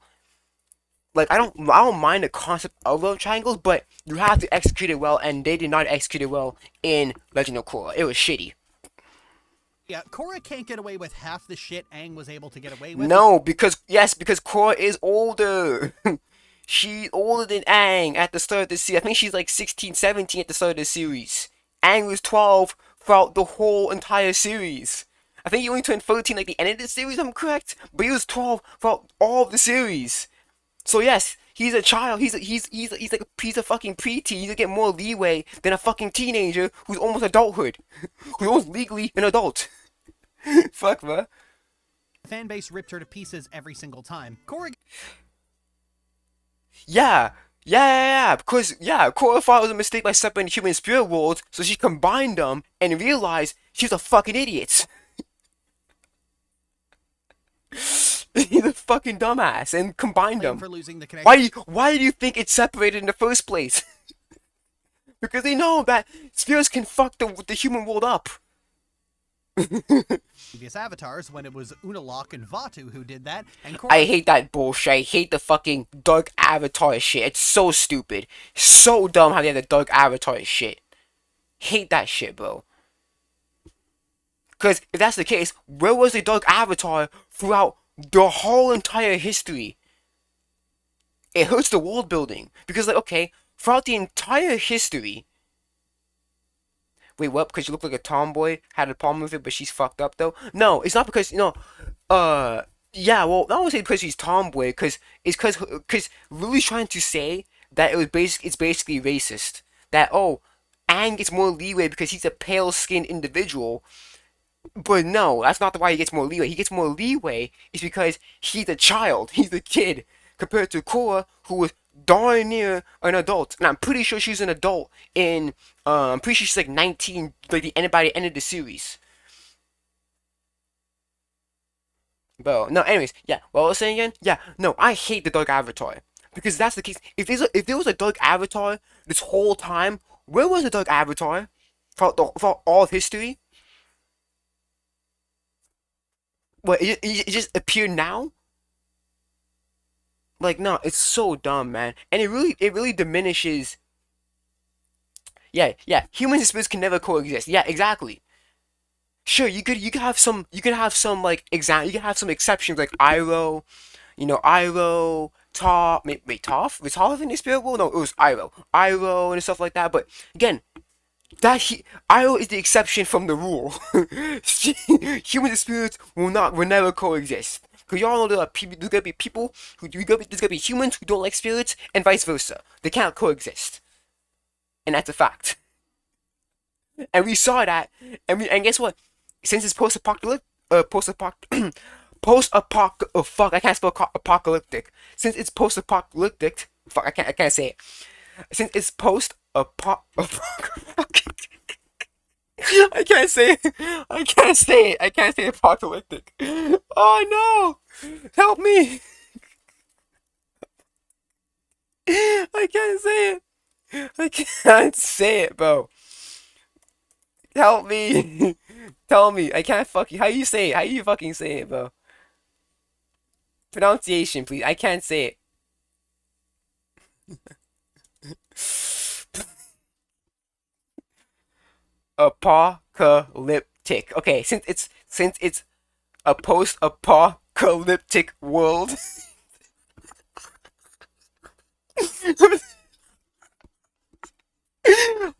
I'm sorry. I'm laughing at I'm laughing at my own fucking speech stupidity. Since it's post-apocalyptic, we know that it was that series the perfect example of why humans and spirits can't coexist. Fuck, I can't fucking talk, man. Shit. Crime was losing. There is a valid complaint in how Korra is made to take the L way more times in way more sadistic ways than necessary, but that's not a Korra problem, it's a Bryke problem. Bryke didn't write that because Korra is weak. Bryke wrote it because they wrote a brash, pompous 17-year-old girl specifically to take her down a peg and make her listen to her hairy dads because they are 50. Blaming Korra as a— Yeah, it's called...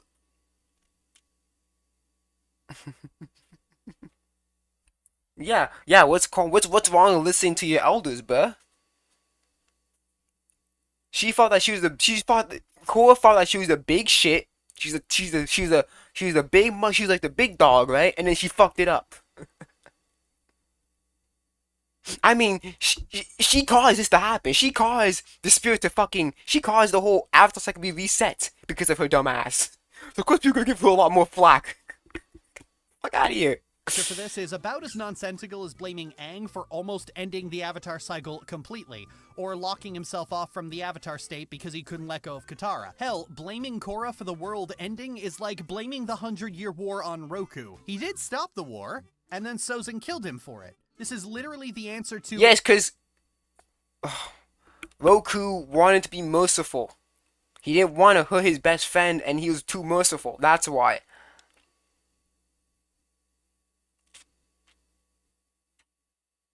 The world needed him most, he vanished from the start of the series. There was a century-long period of no Avatar. Because he died, Roku died, and then Aang was the next Avatar, and then he was frozen for a century.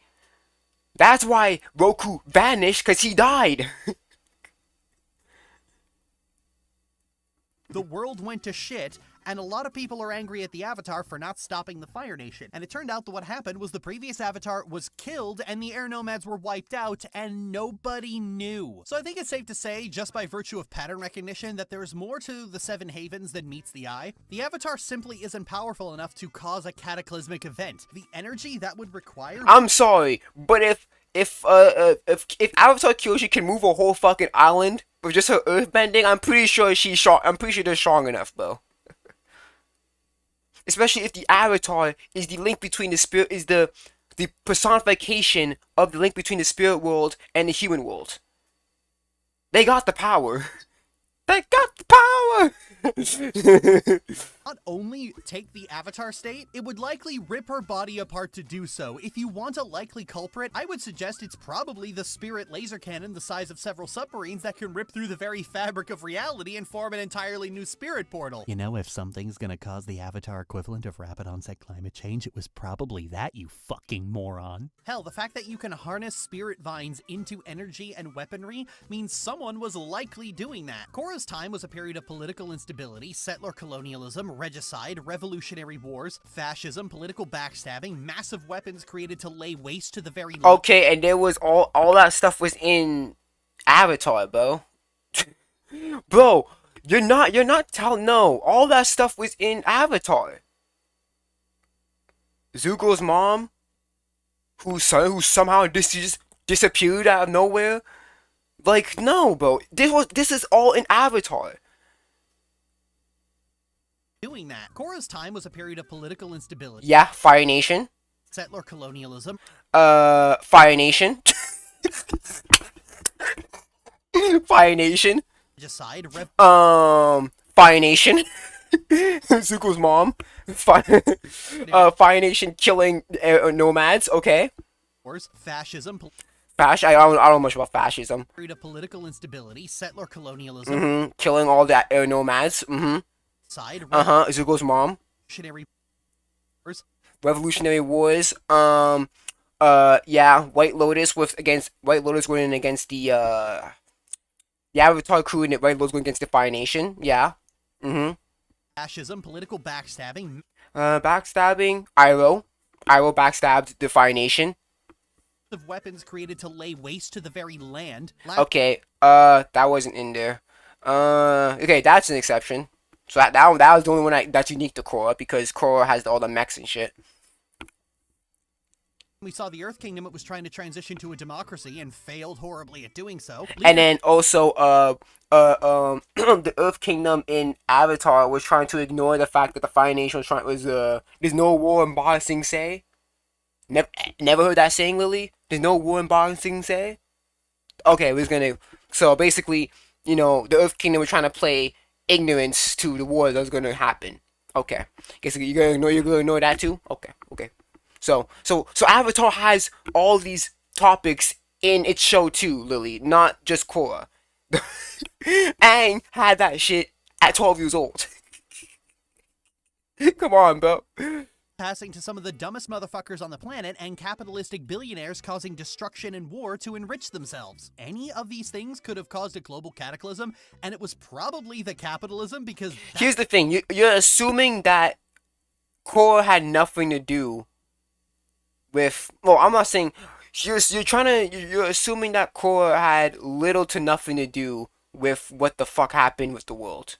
Even though she combined the two worlds together. We're gonna forget about that? Like, we're gonna forget that she let the two worlds stay combined? We're not...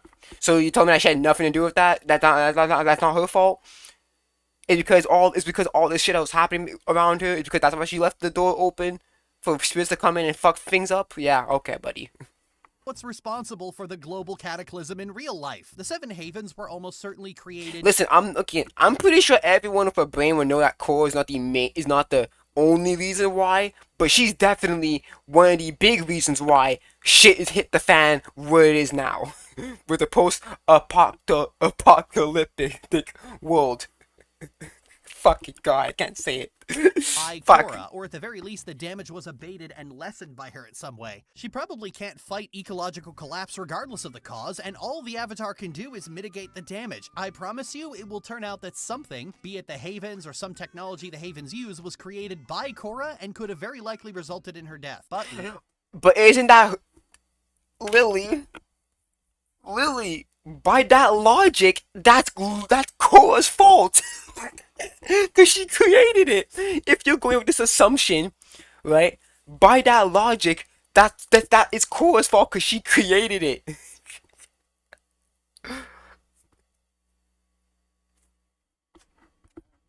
It says the public view the Avatar as humanity's destroyer. So, It says seen as. It doesn't say is. I don't know if any of you have noticed, but the general public in the world of Avatar is really fucking stupid. It looks like China, but it acts like America most of the time. The average person is either an asshole, an idiot, or both. Even in Legend of Korra, her biggest hurdle is the fact that she can't get anything done because brainless morons just keep getting in the way and blaming her for things she has no.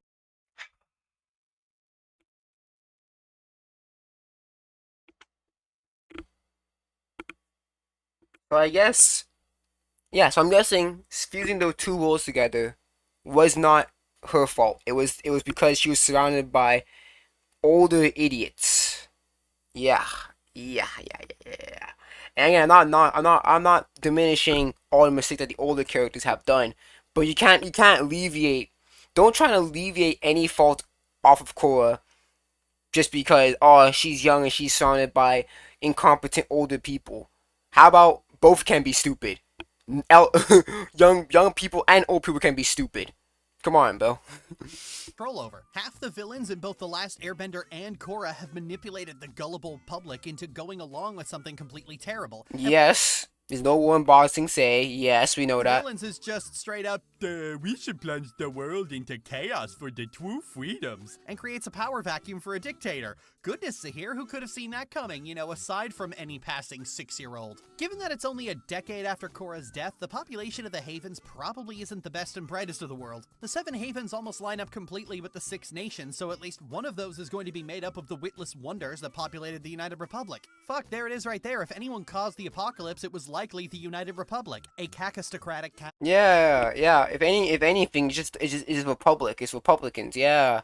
That's the reason why everything went to shit. Again, we don't know. Okay, we don't know the other 2 islands, right? Yeah, we don't really know the other 2 islands. And also, do you know there's 2 air temples, right? there's different air temples. There's not just one. So why you have the South Water Tribe and the North Water Tribe, but you have like air nomads in one island? Wouldn't the Water Tribe be also in one island? nation, so at least one of those is going to be made up of the witless wonders that populated the Yeah, and it's definitely the one that has Republic in it, because y'all know Lily does not like Republicans at all. Like, fuck, there it is right there. If anyone caused the apocalypse, it was likely the United Republic, a cacistocratic capitalist dystopia where it... Or okay, first of all, we don't know what happened. We don't know how they were even formed. So how, okay. How could it be their fault where the world is now if there was never 7 humans before then, until now?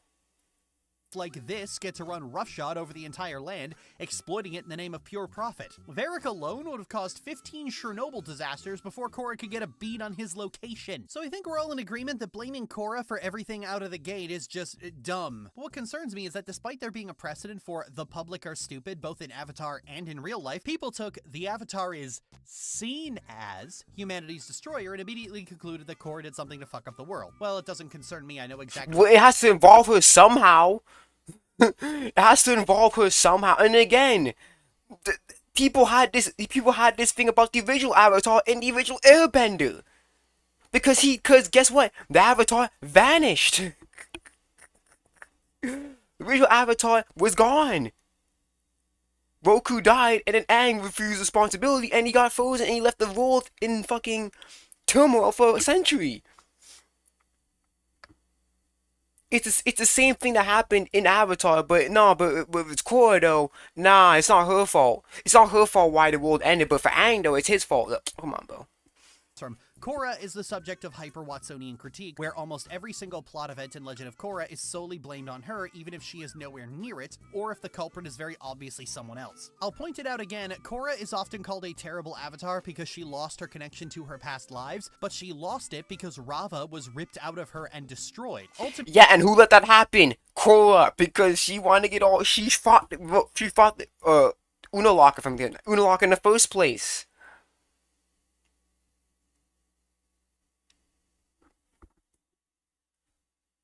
Or it's not her fault he got ripped out. Yeah. Because y'all know Unalaq has more... Again, the Dark Avatar is so stupid. That Dark Avatar makes no sense all on its own its own concept. Korra is considered to be at fault for being the victim of violence, which is just really fucked up. And this was only able to happen because this was the first time in 10,000 years that anybody knew that Rava existed. I don't understand how you can have that attitude towards a character that they're at fault for the violence inflicted on them. Conversely, when Aang was said to be a bad father due to personality failings that were abundantly clear in The Last Airbender, this was considered to be— Isn't that an issue that it's been 10,000 years? Rava has been inside the Avatar, A-OK, chilling, everything back alive. But yet when Korra does it, everything just fucks up on its own. Isn't that a bit of an issue? Of course you're gonna see Korra as a terrible Avatar because the whole Avatar lineage ended because of her. Of course people gonna freaking think that she's a fucking fool. At writing because it's been going. The Avatar, Rava has been connected to the Avatar for the past millennia, and and she comes in and fucks it up. Quit being mad at her. is the perfect goodest little baby boy and can never be wrong. So when he is, people treat that like a mistake and shake their fist at Bryke for ruining his character. When Korra gets bound, people treat that like a mistake. Aang is the perfect goodest little baby boy and can never be wrong. So when he is, people treat that like a mistake and shake their fist at Bryke for ruining his character. When Korra gets bounced across every floor— Yes, because Aang is Aang was never established to be a neglectful person like that. And if he was, it's because it was unintentional. That's the problem. in the Earth Kingdom, this is Korra being a terrible avatar. Male characters get Doylist critique, female characters get Watsonian critique. Look, a lot of people have been dancing around this when they talk about this stuff, but I won't. This is just misogyny. I feel like a lot of people don't get this, but one of the ways in which bigotry manifests and tries to hide is in being hypercritical of someone based on what they are. Treating a woman or a person of color or an LGBT person with far more scrutiny and bad faith than they would someone— I'm sorry, buddy. I don't think her being LGBT— again, she's a terrible— her personality is shit. Her personality, what she done was terrible. I don't, like, come on, bro. If you're saying the majority of people who don't like Korra but like Aang are misogynistic racists, then you're just a fucking idiot. This is exposed on the fact that a lot of people are cranky that the new Avatar is a girl instead of a guy, and some people are even saying, this is Korra 2.0. They're already priming themselves to react extremely poorly, which means they will no matter how good it is. Why is it two girls back to back? Probably because before then it was two boys back to back. That's why. What about Kyoshi? There were many female avatars before Aang. I'm just naming the more notable ones. There were female avatars before Aang. They acting like it was only a male thing. The reason why it's Roku and Aang right now because Roku was the avatar before Aang. So it makes sense that he would know since he's the most knowledgeable of what's going on currently. Makes sense why it would be Roku talking to Aang instead of any other avatar before.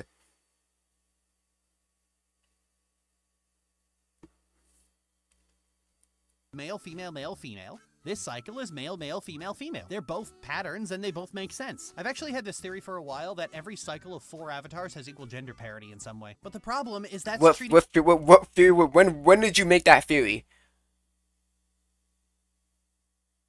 When did you make that theory? I never heard that theory before.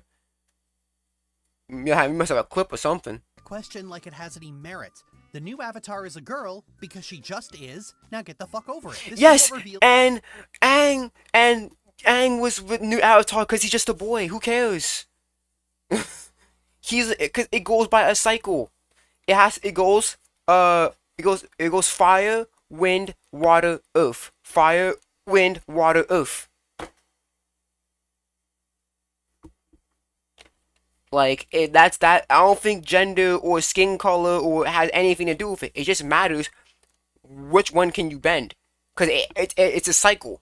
You know, it starts with fire, ends with earth, then again it's fire, air, water, earth, and over and over and over again. Something like that. I don't know. I think it's either that or it's like how Qatar ended, like Earth's wind. I don't know. I don't fucking know. But it's a cycle. Merit. The new avatar is a girl because she just is. Now get the fuck over it. This is what reveals the bitch fit for what it is. The same misogyny that was going around last time. When the leaks first happened, the fanbase did not hesitate to show its disgust towards a dark-skinned girl being the new avatar. Oh, so like everyone who dislikes Korra is a misogynist and a racist. That's what you're saying, Lily? Oh, well, not at all, Pixie. We can't forget Hanlon's razor. Stupidity is also an option. What about Kyoshi, who is factually a dark-skinned woman? Let's go here. I know people. I like Kyoshi, and guess what? Her original look, dark-skinned woman. Fuck out of here, buddy.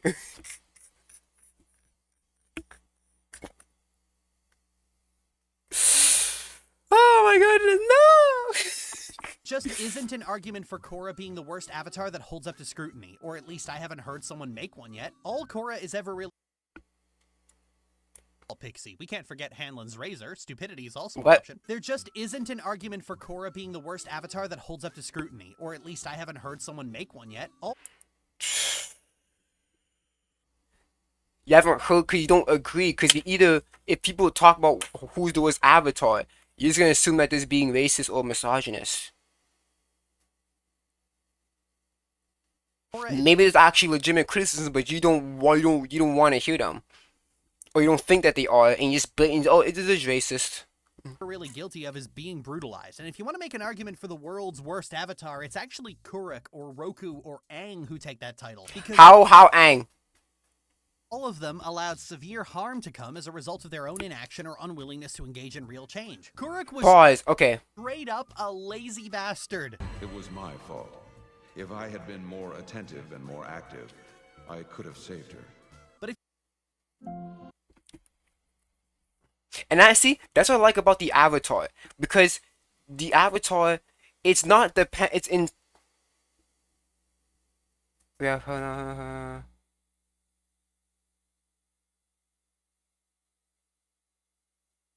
Fuck. Hold on a second.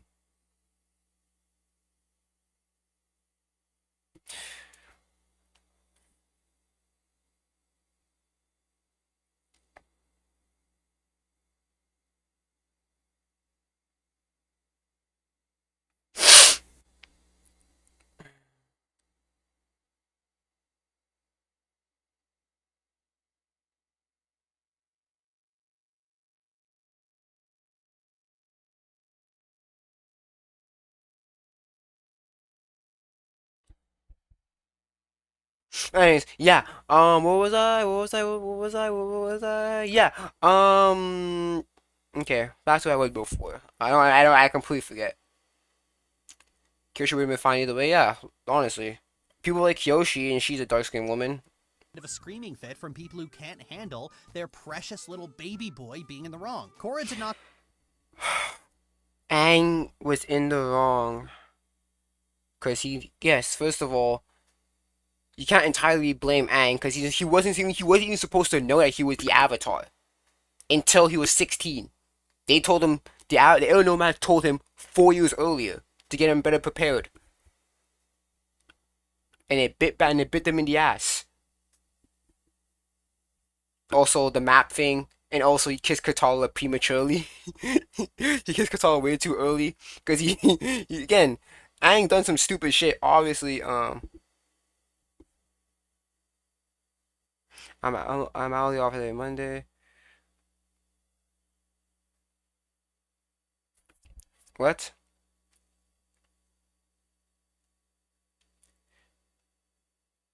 Give me a second, guys.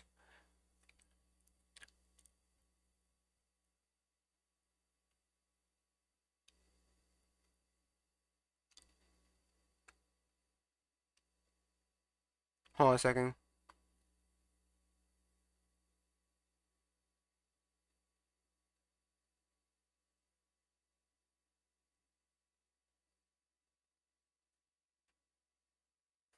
Hold on a second, guys. Hold on a second. I need to do something. Oh shit, it's 4 o'clock. I have to fucking end the stream. Shit.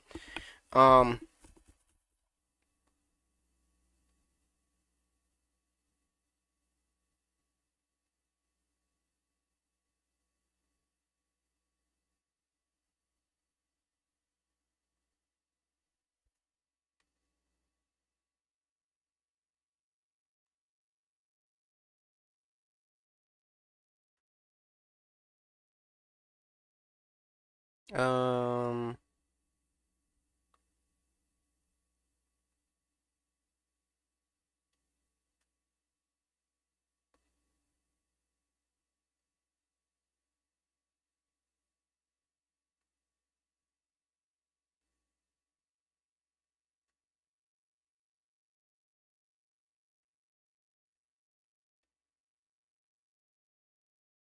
Am I able to pay online? Okay. Let's hope we get this thing done at the end the stream real quickly. The apocalypse. The story is going to elaborate on that. Calm the fuck down. Even though I understand what 12-year-old will think, even though responsible hit him also and run away from it only makes it worse. Yeah. Again, think of Aang is a 12-year-old, and again, he is not known to be very confrontational, right? So it does make sense for Aang to run away, even if it is a terrible action. Again, I don't mind characters doing stupid actions as long as in their character it's understandable why they did that. And Aang, as a non-confrontational person, I can see why he ran away. But again, you can't really entirely blame him because again, oh hold on. Cool fan art. Again, it's just like you're not the Aero Nomads told him too early. He was supposed to tell him when he's 16, not 12. So, but like, it's like, cause again, Aang, I can understand why Aero Nomads did that, because again, you want to better prepare Aang, get him more experience and stuff like that. Understandable. Understand why the Aero Nomads told him earlier. So it's just who it's like both is right and both is wrong. The Aero Nomads should not have told him that early, but I understand why they did tell him early. Aang should not have left, but I do understand why. He's not a confrontational dude. I understand that. It's like again, it's a whole responsibility of basically the whole world on him. It's like, again, I understand. Again, it's understandable, but again, they're both right and both wrong. Aang was wrong for running away, and Oinoma was wrong for telling him too early. So, with all that out of the way and hypersensitive men rushing off to natter away in a reaction stream, I'm actually quite enthused about Seven Havens. Oh no! Oh no! I'm just kidding. As much of the plot will be centered around figuring out what happened to destroy the world, otherwise they wouldn't be so coy about it. But the fact that the new Avatar is supposedly a child means that the dishonest pretensions toward political subtext that killed Legend of Korra probably won't be repeated. It also means a complete clearing of the board. Korra was largely struggling under the weight of The Last Airbender, and it seems like Avatar Pavi, outside of solving a mystery, is going to get a chance to... And Aang was suffering under 100-year war, basically. Don't do this! I didn't say he was to blame. We all have done it the same if he was in his shoes. Yeah, honestly, I think, honestly, having that responsibility of the Avatar is way too great for a 12-year-old to realize. So, yeah, I think most people would have either escaped that responsibility or I would say most people have a negative reaction being the Avatar and realizing all that responsibility. And even if the reaction is positive at first, it's gonna turn negative later on. Own identity. One issue I've had with Avatar as a franchise is an almost Zelda-like adherence to formula. Team Avatar is the thing I usually point to as Break have expanded on Avatar Roku, Kyoshi, Kuruk, and Yang Chen, and almost all of them are given a Team Avatar consisting of all their teachers, a token non-bender, and at least 2 animal companions. That adherence to formula gets old after a while. Problem is... I don't care about formula. I care about how it's executed. I don't care that, it's always like an like in Furin, right? You have a typical in Furin you have, the non-powered one, a wizard and a human wizard and an elf. Again, it's like I don't care about formula. I don't care about its formulaic. One Piece One Piece, when you really if you really be reductive to One Piece's arcs, it's repetitive. You go into an island, you go into an island, solve problem on that island, you leave island, go to another island. Like if you be as reductive as possible, you can see repetition or a formula in a lot of shows. But that's not the problem. Its problem is how it's executed. I don't care if that there's two animal companions and one non-bender and this, that, and the other. Comfort in the familiar. Actually, for most of the series, you had two non-benders because Bolin was an earthbender. Forget it. I was wrong. Forget it. It's only Asami who's not a bender. Video discussing this exact problem. The big rule I had for it was that there was no team avatar, that every stage of the journey involves an almost completely new supporting cast with a lot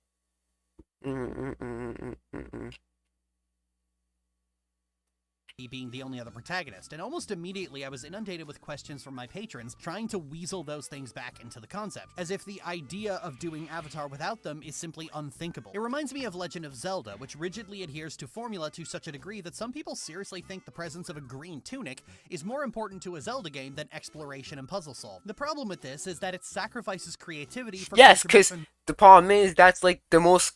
Don't forget, that's been Link's outfit for years, decades actually. So when people will find out, he's wearing blue now, it'd be like, I don't know. That's how people are.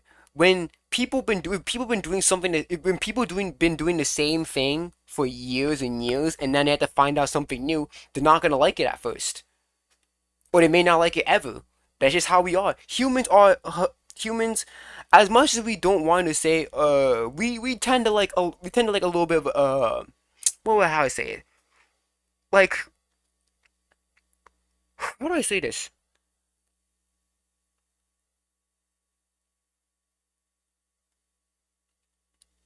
We tend to be a bit habitual. We don't always like obviously humans can adapt always. A lot of humans can adapt. That's just our nature. But just because we can do it doesn't mean we like to do it. You know? Like, yeah, I fucking hate winter. But I still have to wear a jacket and all that shit. I have to adapt to the weather. Doesn't mean I like the weather. You can adapt but not like it. So, sure. Even if you do change it up, it might not be as good as, again, something new. Just because you're doing something completely different, air quotes different, because in we're calling it fiction, you can't really be subversive in fiction, but it's like nearly impossible. But again, like, just because this new Avatar might do something new doesn't mean it's gonna be good. It may not. Different does not mean different does not mean good. Okay? And same does not mean bad. Just because something is the same formulaic does not mean it's gonna be bad. But just because something is different doesn't mean it's gonna be good. Being different and original does not equal quality. That's all I gotta say to that. A new Avatar should be an opportunity to explore not just a new type of character, but a new way of telling stories and new approaches to philosophy. And they did! Avatar, Aang is a very humble, nice, relaxed dude who don't like confrontation. And then Korra is a brash, arrogant, aggressive person who thinks with fist first. Who punches first and then asks questions later. They already did this. So you're acting like Avatar never done this. They did this with the characters. Come on, man. Come on, That's why man. my idea involved an Avatar who is a skittish, flighty coward. It contrasts both Korra, who loves being the Avatar, and Aang, who hated it at first but rose to the occasion, with a character who hates being the Avatar and never comes to love it, always seeing it as an unwanted burden. How does a character like that actually... I haven't read your fanfiction, Lily, so this means nothing to me. And again, Lily is the type of person to prop up her own fanfics a lot, so yeah, just be wary of that. But I didn't read your fanfiction, Lily, so this means nothing to me. Avatar. And what does that kind of character have to say about the Avatar's place in the world and what it means to be one? So setting Avatar in a post-apocalypse is at the very least interesting. It's not the first global upheaval Avatar's had. No, it's not. It's not. Yeah, it's interesting, but again, it all comes down to execution. You got the best concept. You got the best story concept in history, but if you don't do it right, it's gonna be shit. Like for example, Ruby. Ruby is a very good show as a concept, but when we actually watch the show, it's like, ooh, that's not good. So yeah, concept having a good concept means nothing if you can't do the execution right. Opportunity to break out of the old rules that strangled the predecessor series. Granted, this doesn't mean it's guaranteed to do these things. Resetting the board is all well and good, but a problem that's been impacting the entire entertainment industry is that stories like this tend to hyperinflate the stakes to existential threat to our very existence right out of the gate. Is this resetting of the board going to come with an introspective story about finding the truth hidden among lies? Or is it going to do what Korra did, set up too many characters and plot lines for the limited time it has? Seven Havens is setting out to be the shortest series, half the length of Legend of Korra. This is not enough time to do something like Vatu or Kuvira properly. It's not Clearly enough time not. to set up the sheer avalanche of characters Korra had. But then again, Korra it depends on the length of the episode. If the episodes are like 30 minutes, or maybe, yeah, if the episodes are like 30 minutes, then you can probably do a story if you just, but you're gonna have to be very, you gotta be very, very efficient. You gotta be very like it has to be a very quick paced story where like there's barely any subplots or any like characters like slice of life moments stuff like that. And if there is, it's probably gonna be not a lot.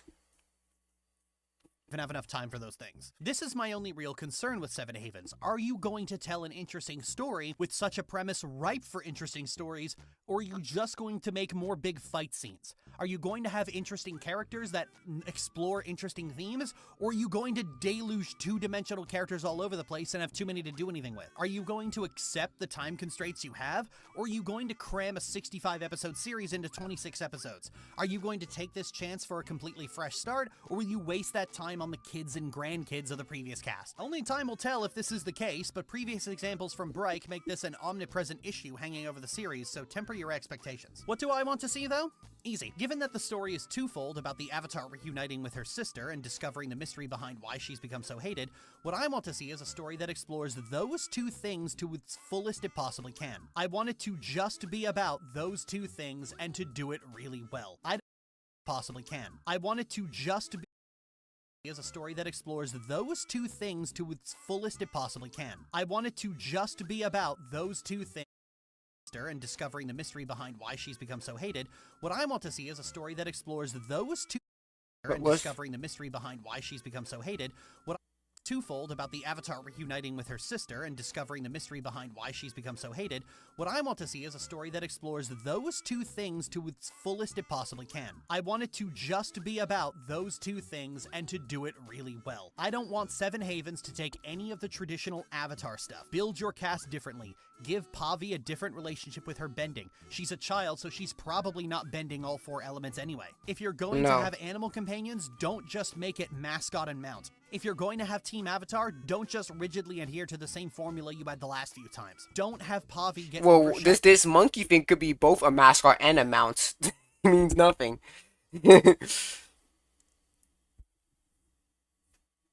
Appa can be both. Appa can be seen as a mascot and a mount.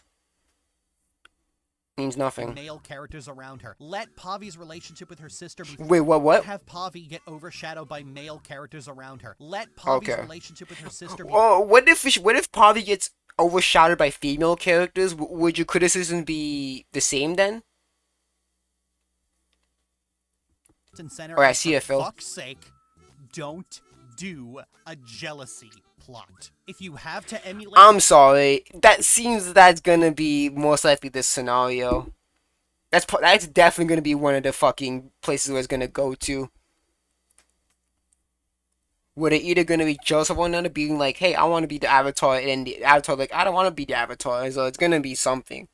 The old pairs of siblings, you do Mako and Bolin, or Sokka and Katara. Do not do But what's wrong? Why not do... What if they do that? Isn't it bad because they're adhering to the formula of one of the formulas of the series? Because in Avatar and in Korra, they have Team Avatar, they have a pair of siblings. And Team Avatar and Team Core have a pair of siblings, and then this one. So, isn't that kind of adhering to the formula? Lula, we have fucking had enough of that shit. Don't do old shit. Don't recycle the old formula just because it's familiar. But you are! Lily! You do realize that you're kind of recycling part of the old formula by having the two sisters having a relationship similar to Sokka or Katara or Bolin and Macau. You kind of are asking, how about make it new, but add a little bit of that old stuff in there too? Which one is it, man? New things with this series. I want new stuff. New. Only new. Those are my reasonable expectations. Yeah, but you're saying that no, Lily, you literally just say you want to have the two sisters have a similar relationship to like Bolin and Macau or Katara and Sokka. You literally said that not even 30 seconds ago. That is still part of the old formula, whether you like it or not. Now let's get to the unreasonable ones. If what I suspect is true and Korra's responsibility for the apocalypse is in fact a red herring, then I suspect the real culprit must have lied about their responsibility. At the same time this came out, I had been both replaying Horizon Zero Dawn and watching the Chernobyl series, and I find that both are applicable here. Horizon is about uncovering the mystery of what caused the apocalypse, and what caused it was a greedy corporation that believed itself incapable of failing, run by a reckless and delusional idiot, whose last act was to desperately hide his involvement from those who inherited the Earth. The Chernobyl series is mostly about the efforts to contain the Chernobyl disaster, but what it's actually about is the all-singing, all-dancing shit show that was the Soviet Union, a nation so obsessed with not being embarrassed and projecting a facade of strength that it freely lied and endangered the entire planet. The first line spoken in the series is, "What is the cost of lies?" I feel both of these are the perfect vector for the new series. Let's face it, a big reason they blew up the world in the first place was that Bright doesn't want to deal with the existence of the United Republic in 2026 after the twin horrors of the Russo-Ukrainian War and the Gaza genocide. But having it be that the United Republic, along with the ethical voids that are future industries and Varric global industries... Well, maybe he just wanted to do a post-apocalyptic world. What's the problem with that? Again, the spirit world, it would make sense how it happened. The spirit world and the human world are not connected. So there's a passage to get. There's a way to get from to the spirit world and back from. So it's possible. I don't think it's because he didn't want to allude to. Again, that's just assuming. But I'm gonna assume that's probably not the case. Maybe, but again, we don't really know. I just assuming that Blake doesn't want to talk about stuff like that. And then blamed Avatar Korra would just be a natural conclusion, honestly. It would simultaneously deal with the issue of the United Republic's existence by making it apparent that this was always a mistake to form this nation in the first place. It was the primary cause of much of Korra's grief as the Avatar, and was formed by her predecessor's fear of real impactful change. Do I think that's likely to happen? Of course not. This would require a severe progressive shift from Bryke, and I don't think that happened. They're only getting older and wealthier, and those are not ideal conditions to have some kind of great awakening. So I think my simplest, most reasonable desire is, good or bad, just don't recycle the same shit. Yeah, says the person who wants a relationship similar to that of Sokka and Katara. Yeah, makes sense, buddy. Be boring. I'm CD Call, thanks for watching. Oh my goodness. Alright. I think that was enough. I went past the whole thing, bro. Anyways, I'm gonna end the stream. I have to end it right now. I have to fucking go. So I'm gonna end the stream here right now. I'll see you guys tomorrow for the... Is it Monster Hunter? Yeah, I think it's Monster Hunter. It's either Monster Hunter or fanfic writing stream. Whatever it is, I'm gonna see you tomorrow. No, I think tomorrow was gonna be the DMC talk discussion. So you know what? Yeah, I'm gonna be on Twitch tomorrow. We're gonna talk about DMC, what I like about it, what I disliked about it. Yeah, that's pretty much it. That's all I have prepared. I do have clips from my other past streams. I need to edit, cut, and react. Not cut out, but I need to edit and to put on. So yeah, I need to do that. But yeah, I'm gonna end the stream right here. Thank you guys so much for coming. I'll see you guys tomorrow on Twitch for the DMC talk. And yeah, I'll see you guys there. Peace out and have a nice day. I gotta go to work. Fuck. Way too late for this shit, bro. fucking 4:22. I'm supposed to be gone by 20 minutes ago. Need to eat.